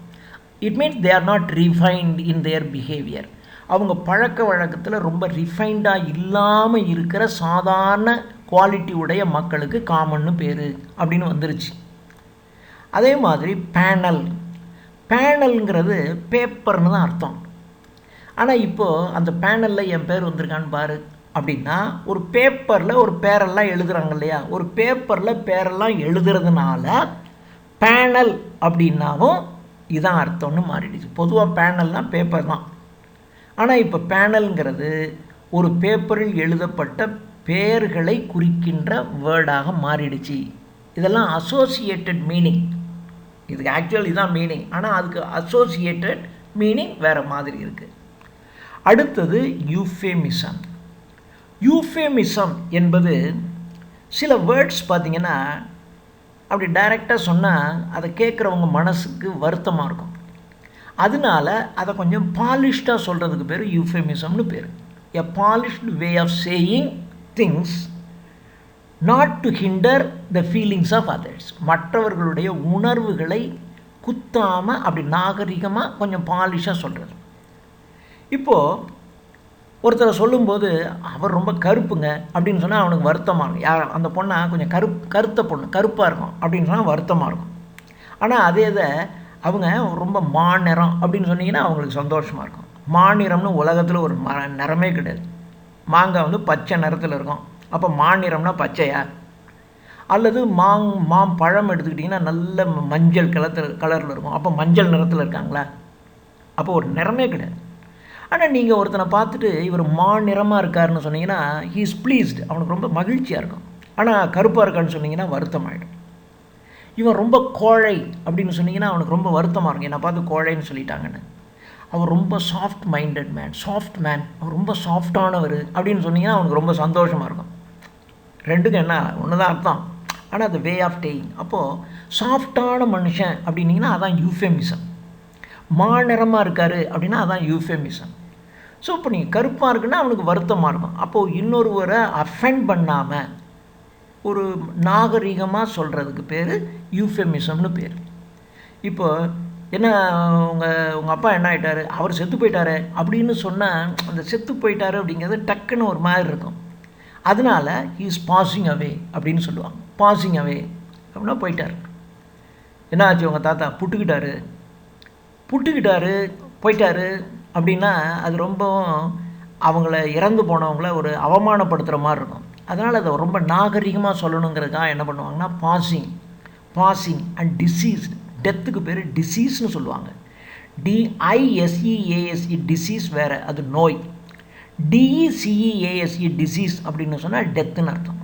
ஸோ டெத்துங்கிறதுக்கு பதிலாக நம்ம பாசிங் அவே, டிசீஸு, ஃபால் அஸ்லீப், அவர் நீண்ட உறக்கத்தில் இருக்கிறார் அப்படி சொல்லிடுவாங்க. ஸோ டை என்ற வேர்டுக்கு பதிலாக to pass away, to fall asleep, deceased என்ற வேர்ட்ஸை பயன்படுத்துவாங்க. அது மாதிரி சிமெண்ட்ரினா கல்லறைன்னு அர்த்தம். அதுவும் ஒரு அநாகரிகமான வார்த்தைங்கிறதுனால ஸ்லீப்பிங் பிளேஸ், அவர் உறங்குகின்ற இடம் அப்படின்னு சொல்லுவாங்க. அந்த கல்லறையில் அந்த குழி வெட்டுறவன், அந்த அந்த அந்த பேஸ்கெட்டை உள்ள அந்த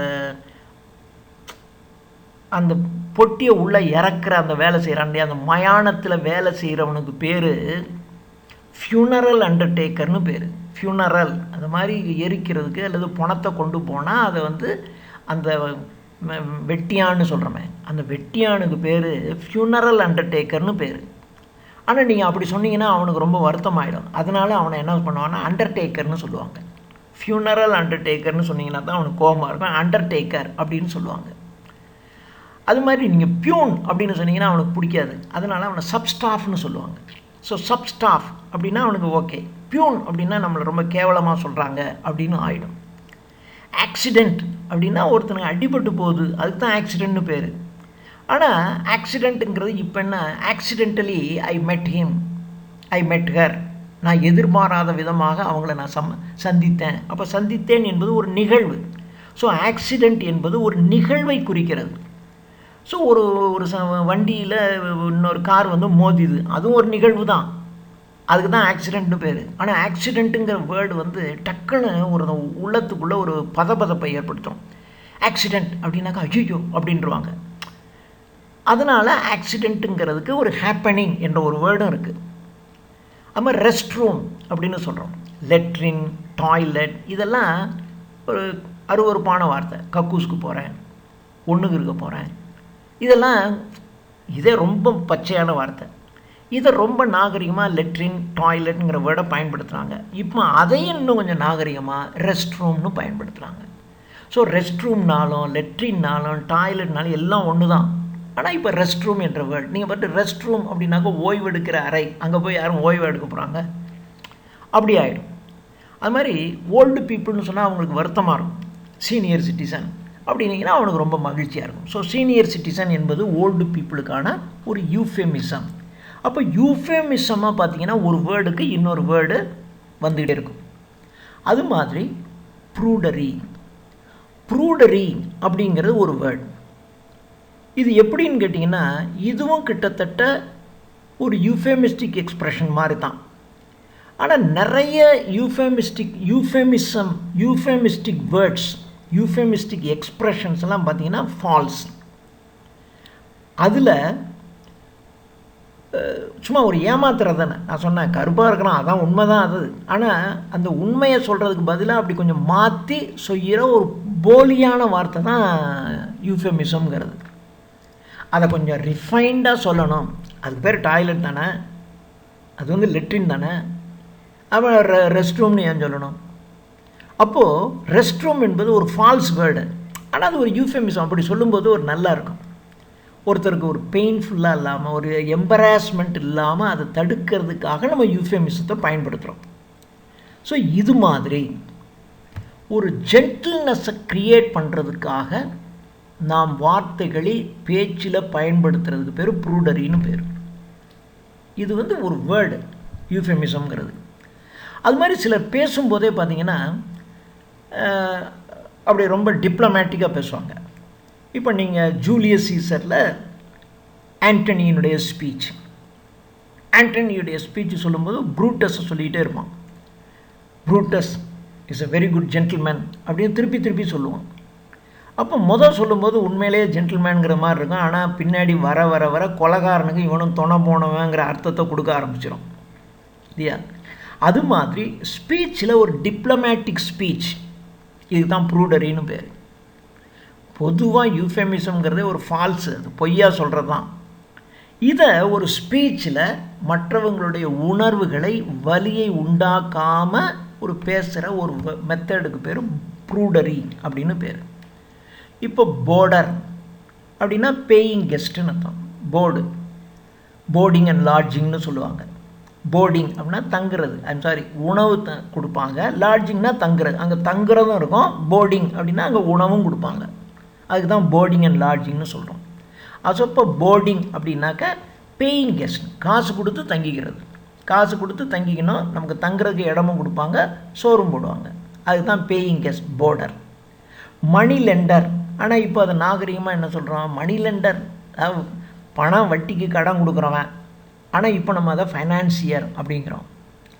அது மாதிரி அக்கௌண்ட்ஸ் பார்க்குறவன், அக்கௌண்டன்ட், அவனை இப்போது புக் மேக்கர் அப்படின்னு சொல்லுவாங்க. அது மாதிரி ப்ளம்பர்ஸ் அவங்க, இது ப்ளம்பர்ஸ் கிடையாது, புட்சர்ஸ், தப்பாக டைப் பண்ணியிருக்கு, புட்சர்ஸ், BUTCHERS. அங்கே ப்ளம்பர்ஸுங்கிற வேர்டை எடுத்துகிட்டு புட்சர்ஸ்னு போட்டுரும். புட்சர்னால் கசாப்பு கடைக்காரன்னு அர்த்தம். இந்த கறி கடைக்காரர் இருக்காங்க இல்லையா, அந்த கறி வியாபாரம் பண்ணுறவங்க அவங்களுக்கு தான் புட்சர்னு பேர். ஆடு வெட்டுறவன், மாடு வெட்டி அந்த கறியை விற்கிறவனுக்கு பேர் புட்சர். ஆனால் இப்போ அவனுக்கு பேர் மீட் பர்வேயர்ஸ்னு பேர். மீட்னா மட்டன் கறி, மீட் பர்வேயர்ஸ் அப்படின்னு தங்களுடைய பேரை மாற்றிக்கிட்டான். டங்குன்னா சாணின்னு அர்த்தம். ஆனால் அது கேட்குறதுக்கு வேர்டே ஒரு மாதிரி இருக்குது. அதனால் மேன்யூர் அப்படிமா. மேன்யூர்னால் இந்த சாணத்தினால் உரம் தயாரிக்கிறாங்க இல்லையா, அப்போ மேன்யூர்னு சொல்லிடுவான் டங்குங்கிறத. பார்பர் அப்படின்னாக்க சவரம் பண்ணுறவன் அப்படின்னா அவனுக்கு பிடிக்காது. அவனை ஹேர் ஸ்டைலிஸ்ட் அப்படின்னீங்கன்னா அவனுக்கு ரொம்ப சந்தோஷமாக இருக்கும். இதெல்லாம் ப்ரூடரி அப்படின்னு பேர். அப்போ ப்ரூடரியில் இன்னொருத்தவங்களுடைய உணர்வுகளை பாதிக்காமல் இருக்கிறதுக்கு அப்படி ஒரு நாகரிகமாக இன்னொரு வேர்டை நம்ம போட்டுக்கிறோம். இது வேறு, யூஃபெமிசம் வேறு. கிட்டத்தட்ட இதுவும் ஒரு யூஃபெமிசம் தான், ஆனால் இது ஒரு மாதிரி இருக்கும். அடுத்தது போலரைசேஷன் ஆர் கலரிங். காலம் போக போக ஒரு வேர்டினுடைய கலர் மாறிடும் அப்படின்னாக்கா என்ன அர்த்தம்னா மீனிங் மாறிடுது. அது மாதிரி போலரைசேஷன் ஆர் கலரிங். காலம் செல்ல செல்ல செல்ல ஒரு வேர்டுக்கு ஒரு புது கலர், ஒரு புது உணர்ச்சி, அதுக்குள்ளே இன்னொரு உணர்வு உள்ளே பூந்துக்கும், அந்த மாதிரி மாறிடும். அது மாதிரி மிடில் இருந்து 18ஆம் நூற்றாண்டின் மையப்பகுதியிலிருந்து 18ஆம் நூற்றாண்டின் கடைசி வரைக்கும் கோத்திக் அப்படிங்கிற வேர்டுக்கு அர்த்தம் அன்கூத் அப்படின்னா ரொம்ப ரஃப்பானவன், ஒரு நாகரிகம் இல்லாத ஒரு ரஃப் மேனுக்கு பேர் கோத்திக் அப்படின்னு பேர். பார்பரஸ், காட்டு மிராண்டி, வாண்டிங் இன் டேஸ்ட், எந்த ஒரு நல் உணர்வுகளும், ஒரு நல் ரசனை இல்லாதவன், காட்டு மிராண்டி, ரஃப்பானவன், இதுதான் கோத்திக். இது எந்த பீரியடில்? 18ஆம் நூற்றாண்டின் மையப்பகுதி, அதாவது 1750 1800 வரைக்கும் இதுதான் அர்த்தம். ஆனால் இப்போது கோத்திங்கிறது வேறு மீனிங் மாறிடுச்சு. இப்போது என்தூசியாசம் அப்படின்னா ரொம்ப உற்சாகமாக ஒரு வேலையை செய்கிறது. அப்போ நியாயப்படி பார்த்தா இதுக்கு பேர் ஃபேனட்டிசிசம்னு பேர். ஆனால் ஃபேனட்டிக் அப்படின்னாக்க ரிலீஜியஸ் ஃபேனட்டிக்ஸ்னு சொல்லுவாங்க. சிலர் பார்த்தீங்கன்னா மத வெறியர்கள் சொல்லுவாங்க. என்தூசியாசம் அப்படி தானே, ஒரு காரியத்தை செய்யணுங்கிறதுல வெறிபிடி காரியத்தை செய்கிறவன் தான் என்தூசியாஸ்ட். படிக்கணும், எப்படியாவது PGTRB படித்து பாஸ் பண்ணணும் அப்படின்னா நீங்கள் என்தூசியாஸ்டிக்காக இருக்கீங்க. ஃபேனட்டிக்ஸுங்கிறதும் அப்படி தான், எப்படியாவது அந்த காரியத்தை செஞ்சு முடிச்சே ஆகணும்னு நினைக்கிறவன் ஃபேனட்டிக்ஸ். எல்லாம் ஒன்று தான் அர்த்தம், ஆனால் அதனுடைய கலர் மாறிடும். ஸோ என்தூசியாசம்ங்கிறது வேறு, ஆனால் ஃபேனட்டிசிசம்ங்கிறது வேறு. அது மாதிரி ஈகர்னஸ். இப்போ இதனுடைய கலர்டு மீனிங் பார்த்தீங்கன்னா ஈகர்னஸ், ஆர்வமாக இருக்கிறது. என்தூசியாசம்ங்கிறது ஆக்சுவலாக ஃபேனட்டிஸ் தான் குறிக்கும், ஆனால் காலப்போக்கில் அதுக்கு ஈகர்னஸ், ஒரு காரியத்தை ஆர்வமாக செய்கிறது அப்படின்னு மாறிடுது. அமச்சூர் அப்படின்னாக்க ஆக்சுவலாக ஒரு காரியத்தை செய்கிறத ரொம்ப விரும்பி ஒரு காரியத்தை செய்கிறவனுக்கு அமச்சூர்னு பேர். அதாவது நாட் ஃபார் மணி. சிலர் பணத்துக்காக செய்வாங்க, சிலருக்கு நடிக்கணும்னு ரொம்ப ஆசை இருக்கும். அந்த மாதிரி நடிக்கணும்னு, ஆனால் இவங்க கவர்மெண்ட் ஜாபில் இருப்பான், ஒருத்தன் கடை வச்சுருப்பான், வேறு ஒரு பிஸ்னஸ் பண்ணிகிட்டு இருப்பான், ஒருத்தன் ஸ்டூடெண்ட்டாக இருப்பான், இவங்களுக்குலாம் நடிக்கணும்னு ஆசை இருக்கும். அப்போ இவங்க என்ன பண்ணுவாங்கன்னா ஏதாவது ஒரு நாடகத்தில் சேர்ந்து நடிப்பாங்க. காசுலாம் வாங்க மாட்டாங்க, நாடகம் ஃப்ரீயாக தான் நடிப்பாங்க. இவன் கையில் இருக்க காசை செலவழித்து அந்த நாடகம் நடத்திட்டு உட்காந்துருப்பான். ஏன்னா இவனுக்கு நடிக்கணுங்கிற ஆசை, அந்த ஆசை. அது மாதிரி ஒரு ஆசையில் ஒரு காரியத்தை செய்கிறதுக்கு தான் அமச்சூர்னு பேர். ஆனால் இப்போ எல்லாம் அமச்சூர்னாக்க என்ன அர்த்தம்னா திறமையற்றவர்கள். ஆனால் இவங்களுக்கு ஒன்றும் எக்ஸ்பீரியன்ஸ்லாம் இருக்காது, நடித்து அனுபவம்லாம் இருக்காது. அதனால் அன்ஸ்கில்ஃபுல் பர்சன்ஸ் அப்படிங்கிற கலர் இதுக்கு இப்போ அமச்சூருக்கு வந்துருச்சு அப்படின்னு சொல்லுவாங்க. ஸோ இதை தான் கலரிங் அப்படின்னு பேர். அதே மாதிரி லாஸ் ஆஃப் இன்ஸ்டிங்டிவ் கலரிங், ஒன்றுக்கு உள்ளார்ந்து ஒரு கலர் ஒரு மீனிங் இருக்கும், அந்த மீனிங் மாறிடும் காலப்போக்கில், அந்த மீனிங் மாறிடும். அது மாதிரியான சேஞ்ச் வர்றதுக்கு லாஸ் ஆஃப் இன்ஸ்டிங்டிவ் கலரிங் அப்படின்னு பேர். இது பொதுவாக ரிலீஜியன்லையும் பொலிட்டிக்கல்லையும் இது நிறைய இருக்கும். இப்போ ஒரு உதாரணத்திற்கு எடுத்துக்கிட்டிங்கன்னா, ரிலீஜியஸ் அல்லது பொலிட்டிக்கல் சிக்னிஃபிகன்ஸில் இது ரொம்ப அதிகமாக இருக்கும். இப்போ ரிலீஜியஸில் பார்த்திங்கன்னா மைனாரிட்டி, இப்போது இந்தியாவை பொறுத்தவரையிலும் இந்துக்களை தவிர மற்றவங்களெல்லாம் மைனாரிட்டிஸ்ன்னு சொல்லிடுவாங்க. கிறிஸ்தவர்கள், இஸ்லாமியர்கள், பௌத்தர்கள், சீக்கியர்கள், இவங்களாம் மைனாரிட்டிஸ் இந்தியாவை பொறுத்தவரையிலும். இதே இது பாகிஸ்தானை பொறுத்தவரையிலும் இந்துக்கள் அங்கே மைனாரிட்டியாக இருப்பாங்க, மற்ற எல்லா இஸ்லாமியர்களை தவிர மற்றவங்களாம் அங்கே மைனாரிட்டியாக இருப்பாங்க. அது மாதிரி நீங்கள் இங்கிலாந்து அண்ட் அமெரிக்கா போயிட்டீங்கன்னா அங்கே கிறிஸ்தவர்கள் மெஜாரிட்டி, அங்கே கிறிஸ்தவர்களை தவிர மற்றவங்க எல்லாருமே மைனாரிட்டிஸ், அப்படி தான் இருக்கும். ஸோ இந்த மைனாரிட்டிஸ், ஸோ இந்த ரிலீஜியஸ் அண்ட் பொலிட்டிக்கல் சிக்னிஃபிகன்ஸ் தான் இதில் ஜாஸ்தி இருக்கும். இப்போது காலப்போக்கில் ஒன்றினுடைய கலர் அப்படியே மாறி போயிடும். இப்போது ஒரு காலத்தில் பார்த்திங்கன்னா கிறிஸ்டியன் அப்படிங்கிற வேர்டு ஒரு அலட்சியமாக சிரிக்கிற ஒரு வார்த்தை. அதே மாதிரி மெத்தடிஸ்ட், இந்த மெத்தடிசம் இதெல்லாம் கிறிஸ்தவ மதத்தோடு தொடர்புடைய வார்த்தைகள். இந்த வார்த்தைகள் எல்லாமே ஒரு காலத்தில் ஒரு அலட்சியமான வார்த்தைகள், சிரிப்பை வரவழைக்கக்கூடிய ஒரு வார்த்தைகளாகத்தான் இருந்துச்சு ஒரு காலத்தில். அதே மாதிரி பாலிசி, பாலிட்டிக்ஸ், பாலிட்டிஷியன் இவைகளும் ஒரு நல்ல வார்த்தைகள் இல்லை. இதெல்லாம் ஒரு நாணயம் இல்லாத ட்ரிக் பண்ணுறவங்க, பாலிட்டிஷியன் அல்லது பாலிட்டிக்ஸ் அப்படின்னாவே ட்ரிக் பண்ணுறவன், ஏமாத்துறவன், நாணயம் இல்லாதவர்கள் அப்படின்னு அர்த்தம். ஆனால் இப்போ பார்த்தீங்கன்னா அதனுடைய கலர் மாறிடுச்சு. கலர் மாறி பாலிட்டிக்ஸ், பாலிட்டிஷியன், என்னவா இருக்கீங்க? பாலிட்டிஷியன், நான் பாலிட்டிக்ஸில் இருக்கேன் அப்படின்னு நீங்கள் பெருமையாக சொல்கிற மாதிரி அர்த்தம் மாறிடுச்சு. ரொம்ப ரெஸ்பெக்டபிள் வேர்டாக மாறிடுச்சு.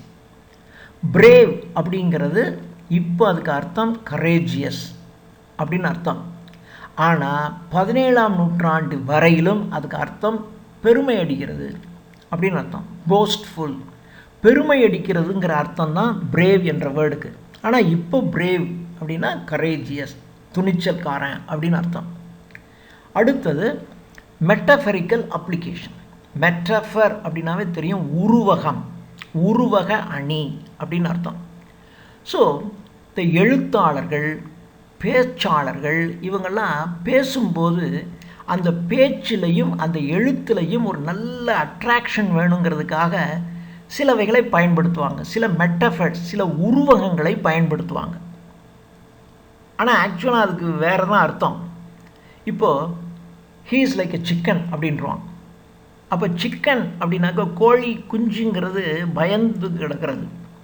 எப்போ வேணாலும் அதை ஒரு பருந்து டக்குன்னு பறிச்சுட்டு போயிடும். அதனால் சிக்கன் என்ற வேர்டு என்பது ஒரு பயந்தாங்கொல்லியை குறிக்கக்கூடிய ஒரு வேர்டு.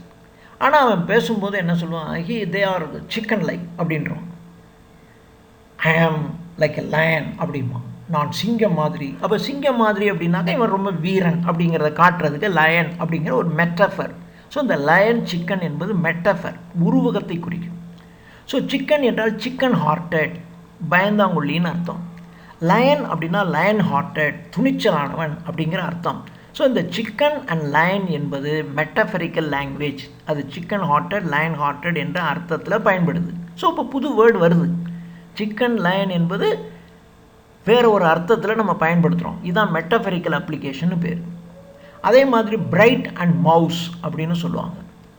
பிரைட் அப்படின்னா எதிர்காலம் ரொம்ப பிரைட்டாக இருந்துச்சுன்னா அதுக்கு பிரைட் அண்ட் மவுஸ். மவுஸுங்கிறது எப்பொழுதுமே பார்த்திங்கன்னா அது ரொம்ப சாதுவான ஒன்று. மவுஸ்னால் சுண்டலி. அதனால் மவுஸுங்கிறது டார்க்கு. பிரைட்டுங்கிறது எதிர்காலம் ரொம்ப பிரகாசமாக இருந்தால் பிரைட்டு, எதிர்காலம் ரொம்ப டார்க்காக இருக்கும்னாக்கா மவுஸ் அப்படின்னு ஒரு மெட்டஃபர், உருவகம் பயன்படுத்துவாங்க. அது மாதிரி கிராங்க். கிராங்க் அப்படின்னா ஐடியாஸ் வந்து பெண்டாக இருந்துச்சு அப்படின்னா அதுக்கு பேர் கிராங்க்னு பேர். ஒரு பர்சனை கிராங்க் அப்படின்னு சொல்கிறோம் அப்படின்னா அவனுடைய ஐடியாஸ்லாம் பெண்ட், கோணல் மாணலான ஐடியா, நாட் ஸ்ட்ரைட் அப்படின்னு அர்த்தம். இதெல்லாம் மெட்டஃபரிக்கல் வேர்ட்ஸ். மெட்டஃபர் உருவகமாக அதுக்கு ஒரு அர்த்தம் இருக்கும், ஆனால் லிட்டரல் மேலெழுந்த வாரியாக பார்த்தா அதுக்கு அர்த்தம் வேறு மாதிரி இருக்கும். இப்போ செஸ்ட் அப்படின்னு இருக்குது. செஸ்ட்டுங்கிறது பார்த்திங்கன்னா அதுக்கு ஸ்ட்ரைட்டான வேர்ட் அப்படின்னு பார்த்தீங்கன்னா மனித உடலில் செஸ்ட்டுங்கிறது மார்பக பகுதியை குறிக்கும். ஆனால் மெட்டஃபரிக்கல் உருவகமாக பண்ணிங்கன்னா செஸ்ட்டுங்கிறது ஒரு பொட்டியை குறிக்கும், பெரிய செஸ்ட், சீ செஸ்ட் அப்படின்னு சொல்லுவாங்க. கடலில் பிரயாணம் செய்பவர்கள் ஒரு பெரிய பெட்டி எடுத்துகிட்டு போவாங்க 6 மாதம் 1 வருஷம் ட்ராவல் பண்ணுறதுக்கு தேவையான பொருட்களை வைத்து. ஸோ செஸ்ட்டுங்கிறது மெட்டஃபரிக்கலாக உருவகமாக பாக்ஸை குறிக்கும். ஏன்னா செஸ்ட்டுங்கிறது எங்கே இருக்குது? மார்பு, அது உடலுக்குள்ளே ஒரு உள்ளுக்குள்ளே இருக்குது. அது மாதிரி பாக்ஸுங்கிறது ஒரு உள்ளுக்குள்ளே இருக்குது, அதை தான் பாக்ஸுங்கிற வேர்டு அப்படி குறிக்கும்.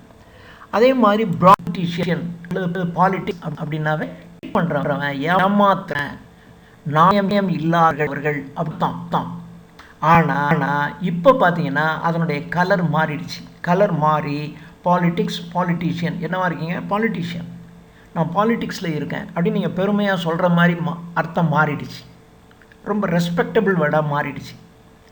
பிரேவ் அப்படிங்கிறது இப்போ அதுக்கு அர்த்தம் கரேஜியஸ் அப்படின்னு அர்த்தம். ஆனால் 17ஆம் நூற்றாண்டு வரையிலும் அதுக்கு அர்த்தம் பெருமை அடிக்கிறது அப்படின்னு அர்த்தம். போஸ்ட்ஃபுல், பெருமை அடிக்கிறதுங்கிற அர்த்தம் தான் பிரேவ் என்ற வேர்டுக்கு.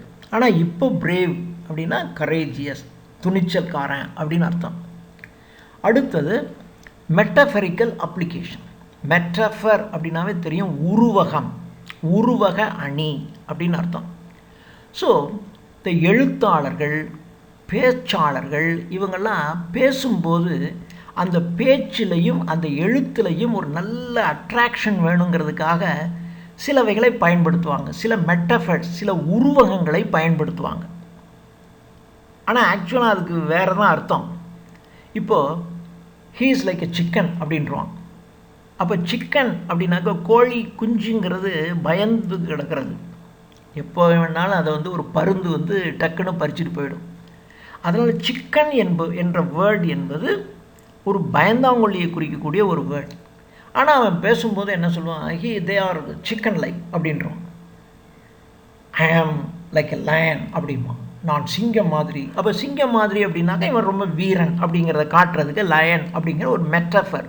ஸோ இந்த லயன் சிக்கன் என்பது மெட்டஃபர், உருவகத்தை குறிக்கும். ஸோ சிக்கன் என்றால் சிக்கன் ஹார்ட்டட், பயந்தாங்கொல்லின்னு அர்த்தம். லயன் அப்படின்னா லயன் ஹார்ட்டட், துணிச்சலானவன் அப்படிங்கிற அர்த்தம். ஸோ இந்த சிக்கன் அண்ட் லயன் என்பது மெட்டஃபரிக்கல் லாங்குவேஜ். அது சிக்கன் ஹார்ட்டட், லயன் ஹார்ட்டட் என்ற அர்த்தத்தில் பயன்படுது. ஸோ இப்போ புது வேர்டு வருது, சிக்கன் லயன் என்பது வேறு ஒரு அர்த்தத்தில் நம்ம பயன்படுத்துகிறோம். இதுதான் மெட்டஃபரிக்கல் அப்ளிகேஷன்னு பேர். அதே மாதிரி பிரைட் அண்ட் மவுஸ் அப்படின்னு சொல்லுவாங்க.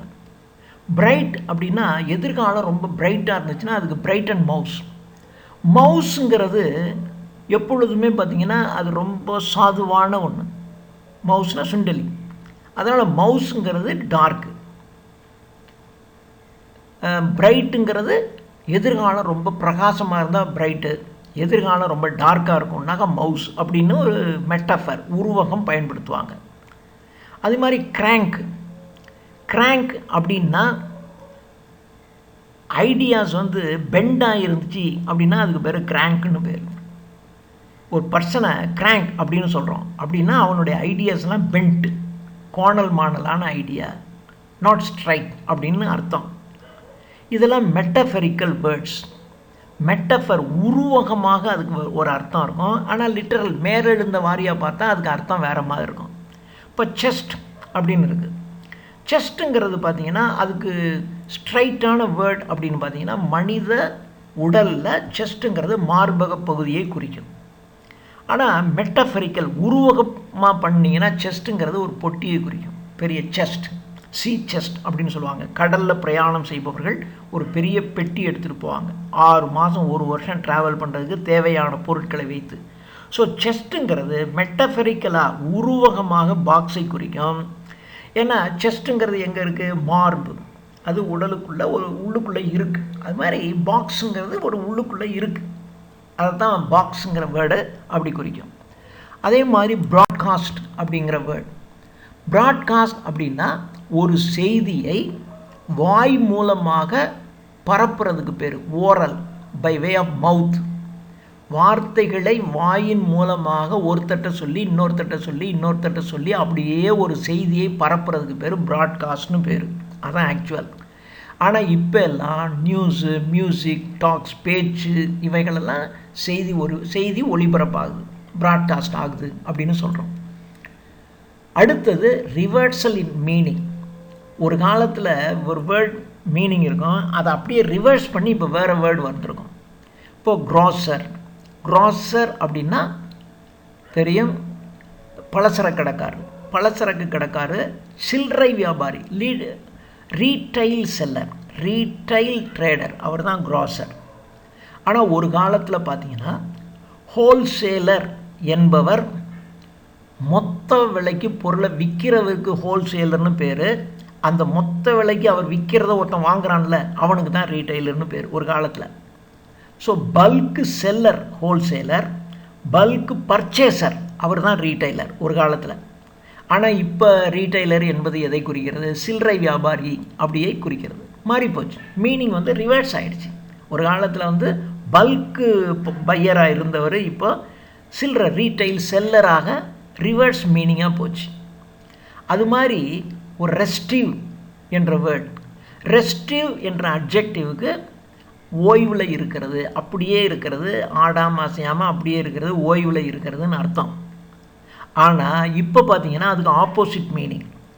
ரெஸ்டிவ் ஹார்ட்ஸ் அப்படின்னா எப்பையும் இயங்கி கொண்டு இருக்கக்கூடிய, முன்னோக்கி செல்லக்கூடிய குதிரை அப்படிங்கிற அர்த்தத்தில் இது மாறிடுச்சு இப்போ.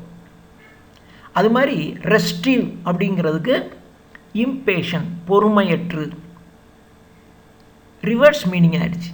ஸோ ஒரு காலத்தில் ரெஸ்டிவ் அப்படிங்கிறது ஸ்டில் அட் ரெஸ்ட், ஓய்வில் இருக்கிறது, ஆடாமல் அசையாமல் இருக்கிறது. ஆனால் இப்போது பொறுமை இழந்து போய் இருக்கிறதுக்கு ரெஸ்டிவ்னு பேர். அது மாதிரி ரெஸ்டிவ் ஹார்ட்ஸ் அப்படின்னா எப்பொழுதும் முன்னோக்கி செல்ல முனைந்து கொண்டிருக்கக்கூடிய குதிரைக்கு பேர் ரெஸ்டிவ் ஹார்ட்ஸ்னு பேர். ஸோ ஏற்கனவே என்ன அர்த்தம் இருந்துச்சோ அதுக்கு ரிவர்ஸ் மீனிங், ஆப்போசிட் மீனிங்கில் இப்போ எல்லாம் அர்த்தம் மாறிப்போச்சு. இப்படியும் சேஞ்ச் ஆஃப் மீனிங்ஸ் இருக்குது. இன்னொன்று பாப்புலர் மிஸ் அண்டர்ஸ்டாண்டிங். இப்போது அண்டுலேட்டிங் அப்படின்னு ஒரு வேர்ட். அண்டுலேட்டிங் அப்படின்னா ஹில்லி, குன்றுகள் நிறைந்த, அதாவது ஏற்றத்தாழ்வுகள் மிகுந்த, அப்ஸ் அண்ட் டவுன்ஸ் இருக்கக்கூடியதுக்கு அண்டுலேட்டிங்னு பேர். இப்போது இவன் என்ன பண்ணிட்டான், அண்டுலேட்டிங் அப்படின்னாக்கா ஹில்லிங்கிறது அப் அண்ட் டவுன் இருக்கிறது இல்லையா? ஒரு மலைப்பகுதிங்கிறது அப் இருக்கும், டவுன் இருக்கும். ஒரு மலையில் நீங்கள் ஏறினீங்கன்னா அடுத்து இறங்கித்தான் ஆகணும், அப்ஸ் அண்ட் டவுன்ஸ் இருக்கிறதான் ஹில்லு. ஸோ அண்டுலேட்டிங்னா ஹில்லி, அப் அண்ட் டவுன் இருக்குது. அப்போ அன் என்ற ஒரு ப்ரிஃபிக்ஸ் அதை எடுத்துட்டு டுலேட்டிங் அப்படின்னா அது ஃப்ளாட் சமதளமாக இருக்கிறதுக்கு டுலேட்டிங் அப்படின்ட்டான் இப்போ. ஆனால் இது மிஸ் அண்டர்ஸ்டாண்டிங்.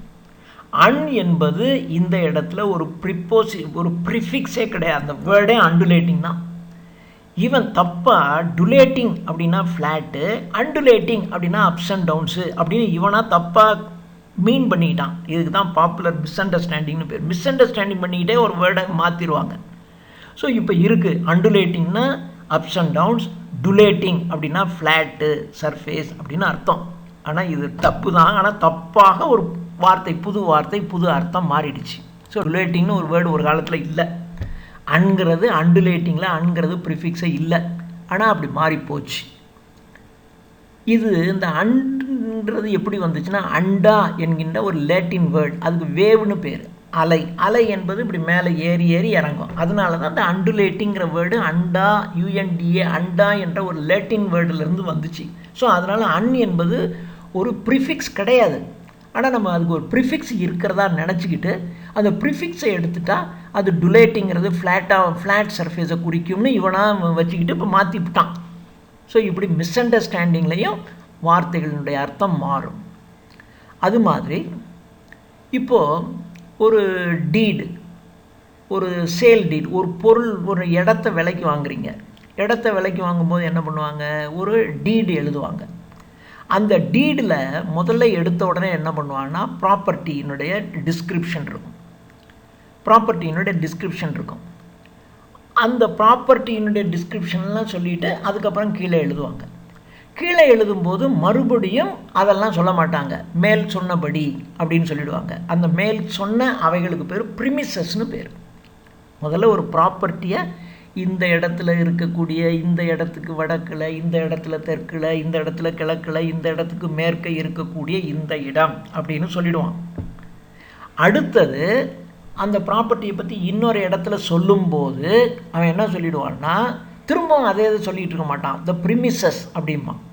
ஸோ ப்ரிமிசஸ் அப்படின்னா ஏற்கனவே சொல்லப்பட்ட அந்த இடம், அந்த 4 எல்லை, வடக்குலேருந்து வடக்க இன்னாருடைய இடம் இருக்குது அதுக்கு பக்கத்தில், தெற்க இவருடைய இடம் இருக்குது அதுக்கு பக்கத்தில், கிழக்க இவருடைய இடம் இருக்குது அதுக்கு பக்கத்தில், மேற்க இவருடைய இருக்குது, இந்த 4க்கு நடுவில் இருக்கிற இந்த இடம் அப்படின்னு சொல்லியிருப்பான் முதலையே.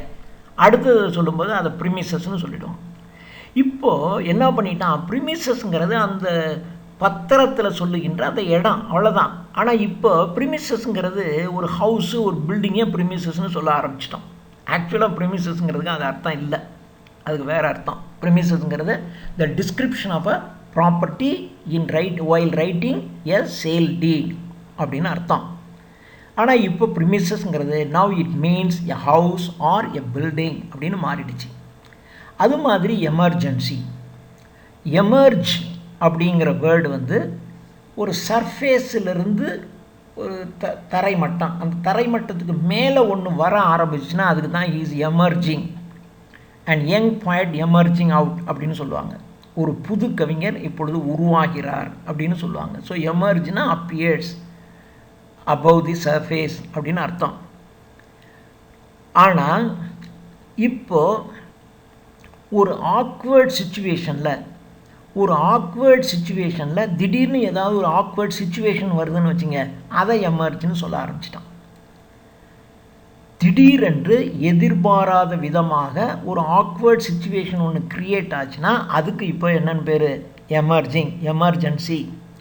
திடீர்னு ஒருத்தருக்கு உடம்பு சொல்லாமல் போது கீழே விழுந்து கையை காலை உடச்சிக்கிறாரு, இது மாதிரியாக ஒரு சம்பவம் திடீரென்று ஏற்படுறது, எதிர்பாராத விதமாக ஏற்படுற ஒரு ஆக்வர்ட், ரொம்ப ஒரு மோசமான ஒரு சுச்சுவேஷன், அதுக்கு தான் இப்போ எமர்ஜென்சின்னு பேர் வந்துருச்சு. திடீர்னு ஒருத்தன் மூச்சு அடைச்சி போய் கீழே விழுந்துருவான், அவனை எமர்ஜென்சின்னு சொல்லிடுவாங்க. கால் ஒடிஞ்சி மேலேருந்து மாடியிலேருந்து கீழே விழுந்துருவான், கால் முறிஞ்சு போயிடும், எமர்ஜென்சி அப்படின்னு சொல்லிடுவாங்க. இப்படி ஆயிடுச்சு இந்த வேர்டு. இந்த வேர்டு வந்து பார்த்திங்கன்னா அர்ஜென்சி அப்படிங்கிறதுலேருந்து வந்தது எமர்ஜென்சி. அர்ஜென்சி அதான் அர்ஜென்ட், உடனே அந்த காரியத்தை செய்யணும், அர்ஜென்ட். இதிலிருந்து வந்தது தான் அந்த எமர்ஜென்சி அப்படிங்கிற வேர்டு வந்துருச்சு அப்படின்னு சொல்கிறாங்க. அடுத்தது 12 ப்ராப்பர் நேம். இதுதான் கடைசி. Proper names become ordinary parts of speech. இப்போது டன்ஸ் அப்படின்னு ஒரு வேர்டு. இந்த டன்ஸுங்கிற வேர்டு வந்து ஒரு ப்ராப்பர் நேம்னால் நமக்கு தெரியும். இப்போது உங்களுக்கு இப்போ என் பேர் இருக்குது பாரத் ரவீந்திரன் அப்படின்னா இது மை ப்ராப்பர் நேம். அது மாதிரி ஒவ்வொருத்தருக்கும் கவிதா அப்படின்னா அது ஒரு ப்ராப்பர் நேம், வெங்கடாச்சலம் அப்படின்னா அது ஒரு ப்ராப்பர் நேம். இந்த ப்ராப்பர் நேம்ங்கிறது ஒரு வேர்டாக மாறிடும். அது எப்படி ஒரு வேர்டாக மாறும். இப்போ ஒரு உதாரணத்திற்கு ஒரு டன்ஸ் ஸ்காட்டஸ் அப்படின்னு ஒரு ஃபிலாசபர், அவர் பேர் டன்ஸ் ஸ்காட்டஸ். அவர் ஒரு ஃபிலாசபர். ஆனால் அவர் எப்பயுமே ரொம்ப ட்ரை, வெறும் தியரியை தான் சொல்லிட்டு இருப்பார். உண்மையாக ஒரு பெரிய மேதை கிடையாது. எப்போ பார்த்தாலும் ஒரு ட்ரையான தியரியவே சொல்லிட்டு இதுதான் சொல்லிகிட்டே இருப்பார். he lacks of true scholarship. அதனால் உண்மையான அறிவாளியாக இல்லாமல் வரட்டுலுப்பாக ஏதாவது ஒரு தியரியை வச்சுக்கிட்டே பேசிக்கிட்டு இருக்கிற ஒரு முட்டாள் அந்த டன்ஸ் ஸ்காட்டஸ். அதனால் டன்ஸுங்கிற வேர்டே ஒரு முட்டாளை குறிக்கக்கூடிய வார்த்தையாக மாறிடுச்சு. அப்போ டன்ஸ் ஸ்காட்டஸ்ங்கிற இப்போ எப்படி கர்ணன் அப்படிங்கிறது ஒரு ஆளுனுடைய பேர், ப்ராப்பர் நேம். ஆனால் அவன் வந்து எல்லாருக்கும் வந்து கொடுத்துட்டே இருந்தான். அதனால் கர்ணன்கிற வேர்டே தமிழ்லையே எல்லாத்தையும் வழங்குறவனுக்கு கர்ணன்னு பேர் வந்துருச்சு. அவர் ஒரு கர்ணன் அப்படின்னா எல்லாருக்கும் புரியும். அது மாதிரி இஸ் அ டன்ஸ் அப்படின்னா எல்லாருக்கும் புரியும். DUNC டன்ஸுங்கிற it becomes a word in English, but the word refers a dry medieval philosopher Duns Scotus அப்படி ஆயிடுச்சு. அவன் பேரே இப்போ மாறிடுச்சு. ஸோ ஒரு பிளாக் ஹெட்டு. இப்போது இதை பேஸ் பண்ணி அலெக்சாண்டர் போப் பார்த்தீங்கன்னா ஒரு சட்டைரிக்கல் போயம் த டன்சியட் அப்படின்னு ஒரு சட்டைரிக்கல் போயமே எழுதியிருக்கார். த டன்சியட் அப்படின்னா முட்டாள்கள், பிளாக் ஹெட், மடையன், பெரிய படித்தவன் மாதிரி நடிக்கிறவன், இவனுக்கெல்லாம் பேர் டன்ஸ் அப்படின்னு பேர். இப்போ மாறிடுச்சு. அதே மாதிரி கை அப்படிங்கிற வேர்டு, கைங்கிறது ஒரு நல்ல வேர்டு இல்லை. அந்த கை அப்படின்னா அவனுக்கு ஒரு மரியாதையான அது கிடையாது. இப்போது இது வந்து கன் பவுடர் பிளாட் அப்படின்னு நீங்கள் ஹிஸ்ட்ரி ஆஃப் இங்கிலாண்டில் படிச்சிருப்பீங்க. துப்பாக்கி மருந்து சதி திட்டம், கன் பவுடர் பிளாட். இந்த கன் பவுடர் பிளாட்டில் முக்கியமான ஆள் பேர் கை ஃபரோக்ஸ்னு பேர். ஸோ அந்த கை அப்படிங்கிற வேர்டு, அந்த கை ஃபரோக்ஸுங்கிறவன் கன் பவுடர் பிளாட்டு, ஒரு துப்பாக்கி மருந்தெல்லாம் வச்சு உன்னை கொளுத்தி விட்டு சதி பண்ணுறவன் அவன். அதனால கை என்ற வேர்டு ஒரு நல்லவனை குறிக்காது. I want to meet that guy அப்படின்னு சொல்லிடுவாங்க. அப்படின்னா அந்த கைங்கிறவன் ஒரு நல்ல ஆள் இல்லை, நம்பகத்தனமான ஆள் இல்லை, ஒரு மோசமான ஆள், அவனை நான் மீட் பண்ணணும் அப்படின்னு சொல்லுவாங்க. ஸோ கை என்பது it's not a good word.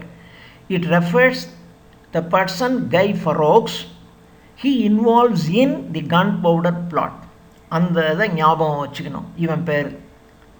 அது மாதிரி மியாண்டர் என்ற ஒரு வேர்டு. மியாண்டர் அப்படிங்கிறது ஆசியா மைனரில் ஒரு ஆறு வளைஞ்சி போகும். வளைஞ்சி ஆசியா மைனரில் போன ஒரு ஆறுக்கு பேர் மியாண்டர்னு பேர். அந்த வேர்டை அப்படியே எடுத்துட்டான். மியாண்டர் அப்படின்னா எது வளைஞ்சி போச்சுன்னா அதுக்கு பேர் மியாண்டர்னு பேருன்னு மாறிடுச்சு. So Meander is a winding river in Asia Minor. Now the word meander refers any river which moves in winding pathway. வளைஞ்சு நெளிஞ்சு போகின்ற பாதையில் செல்லுகின்ற எல்லா ஆறுகளுக்கும் இப்போ மியாண்டர்னு பேர் வந்துருச்சு. அதே மாதிரி இன்னொரு வேர்ட் பெத்லாம் என்ற ஒரு வேர்ட். பெத்லஹேம் என்பது நமக்கு தெரியும், இயேசு கிறிஸ்து பிறந்த ஊர். அந்த ஊரில் ஒரு ஹாஸ்பிட்டல் இருந்துச்சு. அந்த ஹாஸ்பிட்டலில் தான் இந்த மனநிலை சரியில்லாதவங்களாம் அந்த ஹாஸ்பிட்டலில் கொண்டு போய் வச்சுருப்பாங்க. எப்படி இப்போ கீழ்ப்பாக்கம் அப்படின்னு சொன்னாவே நமக்கு தெரியும், உன்னை சீக்கிரம் கீழ்ப்பாக்கத்துக்கு அனுப்பிச்சிட வேண்டியதான் அப்படின்னா நமக்கு தெரியும். கீழ்ப்பாக்கத்துக்கு போகிறான் அப்படின்னா பைத்தியக்காரன்னு அர்த்தம். அது மாதிரி அந்த காலத்தில் பெத்லஹேம் ஹாஸ்பிட்டலுக்கு ஒருத்தன் போகிறான் அப்படின்னா பைத்தியம்னு அர்த்தம். ஆனால் அந்த பெத்லஹேம் ஹாஸ்பிட்டல் அப்படின்னு முழுசாக சொல்ல மாட்டாங்க. இவனை பெத்லஹேம் அனுப்பிச்சிடணும்னு சொல்லுவாங்க. அந்த பெத்லஹேம்ங்கிறது அப்படி சொல்லி பெட்லாம்னு ஆயிடுச்சு. ஸோ பெத்லஹேம்ங்கிறது பெட்லாம் அப்படின்னு மாறிடுச்சு. அப்போ இந்த பெட்லாம் அப்படின்னாவே பைத்தியக்கார ஆஸ்பத்திரின்னு அர்த்தம். ஆனால் ஆக்சுவலாக பெட்லாம் கிடையாது, அது பெத்லஹேம் ஹாஸ்பிட்டல் இன் லண்டன். அந்த பெத்லஹேம் ஹாஸ்பிட்டலில் அது பைத்தியக்காரங்க தான் அங்கே இருப்பாங்க. அந்த ஹாஸ்பிட்டலில் ரெஃபர் பண்ணுறது திருப்பி சொல்லும்போது அந்த பெட்லாம்னு மாறிடு சொல்லிடுச்சு. இப்போ பெட்லாம் அங்கே இருக்கிறவனுக்கு பேர் பெட்லமைட்டுன்னு பேர், BEDLAMITE, பெட்லாம். அந்த பெட்லாமில் தங்கியிருந்து ட்ரீட் பண்ண சிகிச்சை எடுத்துக்கொள்ளுகின்ற பைத்தியக்காரனுக்கு பெட்லமைட் அப்படின்னு பேர். ஸோ இப்போ இங்கிலீஷில் நீங்கள் பெட்லமைட் அப்படின்னு சொன்னீங்கன்னா அது ஒரு பைத்தியக்காரன்னு அர்த்தம். தெரியும், இங்கிலீஷ்காரனுக்கு பூரா தெரியும். இப்போ நம்மள இப்படி அவன் ஒரு கீழ்ப்பாக்கத்தில் போகிறவன் அப்படின்னு சொன்னால் நமக்கு பைத்தியம்னு தெரியுது. இவன் வேலூருக்கு போகிறவன் அப்படின்னா சரி ஜெயிலுக்கு போகிறவன் அப்படின்னு நமக்கு தெரியுது. அது மாதிரி இங்கிலீஷில் இருக்கிறவனுக்கு தெரியும் பெட்லமைட் அப்படின்னா அவன் பைத்தியம்னு அர்த்தம். இதுக்கு இன்னும் சில எக்ஸாம்பிள் இருக்குது. இப்போ ஃபாஸ்ட்னு ஒரு வேர்டு. இந்த ஃபஸ்ட்டுங்கிற வேர்டுக்கு ரெண்டு மீன். ஒன்று வேகமாக மூவ் பண்ணுறதுக்கு ஃபாஸ்ட், வேகமாக ஓடு, ஃபாஸ்ட்டாக ஓடு. அப்போ வேகமாக மூவ் பண்ணுறதுக்கு ஃபாஸ்ட். இன்னொன்று ஃபாஸ்டனிங் அப்படின்னா கட்டி போடுறதுன்னு அர்த்தம். கட்டி போட்டு அங்கங்கே நகர விடாமல் ஒரே இடத்துல வச்சுக்கிறதுக்கும் ஃபாஸ்ட்டுன்னு தான் பேர்.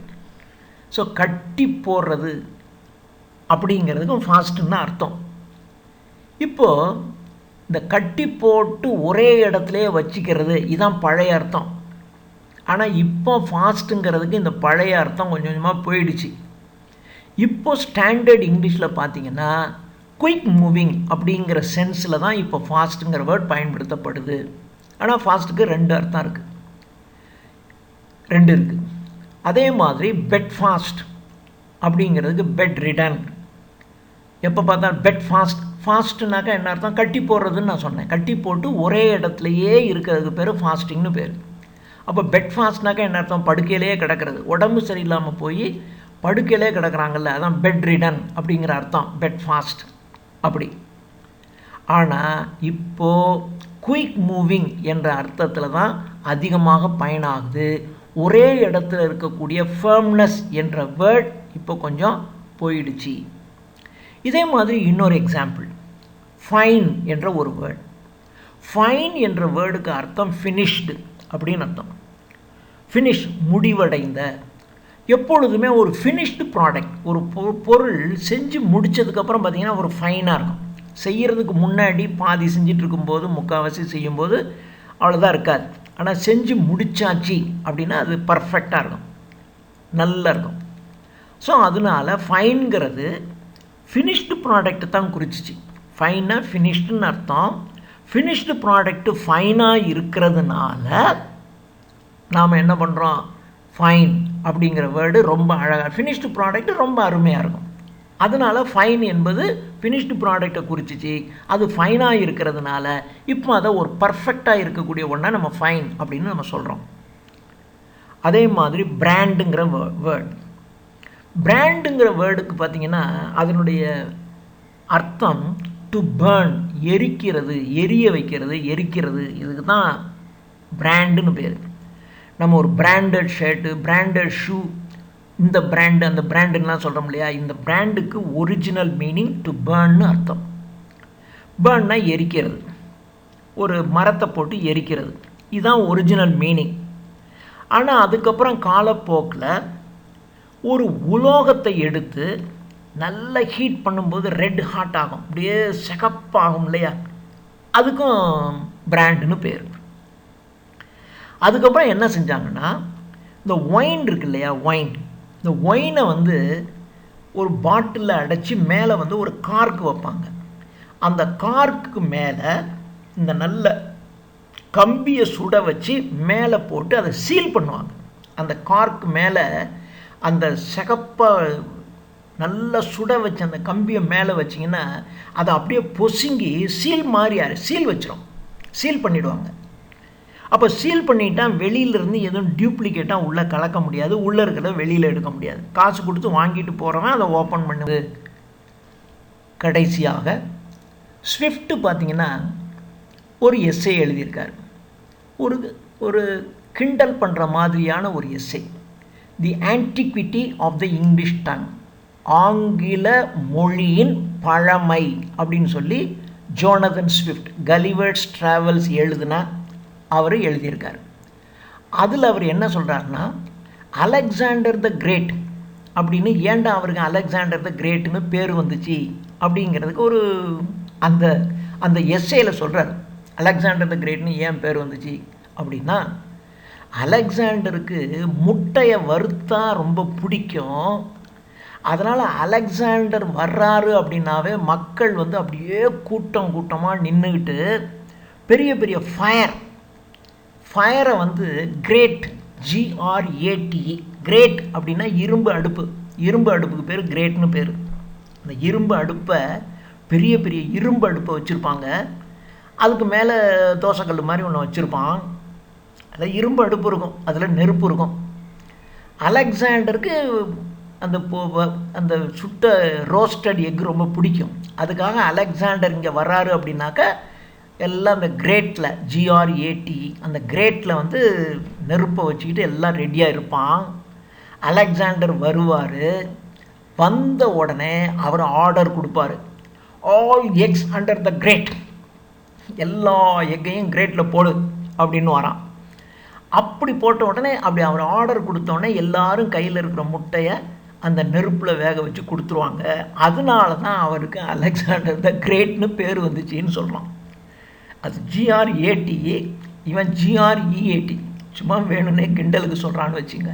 ஸோ அலெக்சாண்டர்னு கிரேட்டுங்கிறது இப்படி தான் பேர் வந்துச்சு அப்படின்னு அவன் சொல்கிறான்.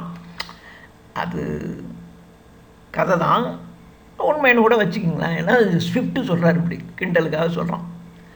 அது மாதிரி இந்த அலெக்சாண்டர் த கிரேட்னு ஏன் பேர் வந்துச்சு? அது இங்கிலீஷ் லாங்குவேஜில் அப்படி தான். ஒரு காலத்தில் ஒரு அர்த்தம் இருக்கும், அப்புறம் காலப்போக்கில் அதுக்கு அப்போ நான் சொன்ன பாருங்கள், பியூரோனா துணி போட்டது ஒரு டேபிள், அந்த டேபிள் இருக்கிறது ஒரு ஆஃபீஸு, அதனால் ஒரு ஆஃபீஸுக்கு பியூரோன்னு பேர் வந்துச்சுட்டான்ல. இதை கிண்டல் பண்ணுறதுக்காக அப்படி சொல்கிறான். அப்போ அலெக்சாண்டர் த கிரேட்டுக்கு ஏன்டா அப்படி பேர் வந்துச்சு? அவருக்கு முட்டைன்னா பிடிக்கும், அதனால் அவர் வரும்போது மக்கள்லாம் அப்படி பெரிய பெரிய கிரேட்னா அடுப்பு, இரும்பு அடுப்பு, இந்த இரும்பு அடுப்பில் நெருப்பு வச்சு நிற்பாங்க. Alexander all eggs put in grate அப்படின்னு சொன்ன உடனே எல்லாம் அந்த கிரேட்டில் போட்டு வேக வைப்பான். அதனால தான் அவருக்கு அலெக்சாண்டர் த கிரேட்னு பேர் வந்துச்சு ஆண்டான். இது மாதிரி ஷேம் ஃபேஸுங்கிற வேர்டு, இந்த ஷேம் ஃபேஸுங்கிற வேர்டுக்கும் ஃபேஸுக்கும் சம்மந்தமே கிடையாது. இது ஷேம் ஃபாஸ்ட்டுங்கிற வேர்டை தான் ஷேம் ஃபேஸ்னு தப்பாக சொல்லிட்டோம். அது மாதிரி டச்சி என்ற வேர்ட், அந்த வேர்டுக்கு டச்சுக்கும் சம்பந்தமே கிடையாது. டெச்சி என்ற ஒரு வேர்டு, TETCHY, டெச்சி என்ற ஒரு வேர்டு தான் இருக்குது. அந்த டெச்சி அப்படின்னா இன்ஃபெக்ட், ஒரு நோய் தொற்று, அந்த இன்ஃபெக்ட் ஆகிறதுக்கு தான் டெச்சின்னு பேர். ஸோ அந்த டெச்சி அப்படிங்கிறதுல இருந்து தான் டச்சி அப்படின்னு வந்துருச்சு அப்படின்னு ஒரு வேர்டை சொல்கிறாங்க. இப்படி ஒரு காலத்தில் ஒரு அர்த்தம் இருந்திருக்கும், அப்புறம் காலப்போக்கில் அதுக்கு கொஞ்சம் கொஞ்சமாக மாறி அதுக்கு வேறு ஒரு அர்த்தம் இப்போ அதுக்கு வேறு அர்த்தம் இருக்கும். இது மாதிரி மாறுறதுக்கு 12 காரணங்கள் அப்படின்னு ஒரு 12 காரணங்களை லிஸ்ட் அவுட் பண்ணுறாங்க ஸ்காலர்ஸ். எத்தனையோ வழிகள் இருக்குது, இப்படி இருக்குது. இது மாதிரி ஒவ்வொரு தலைப்புலேயும் நிறைய வார்த்தைகளை சொல்லலாம். இந்த எஸ்ஏல நம்ம குறிப்பிட்டு செலக்டிவாக இருக்கிற ரொம்ப பாப்புலராக இருக்கக்கூடிய வேர்ட்ஸை நம்ம இங்கே பயன்படுத்தியிருக்கோம். தேங்க்யூ.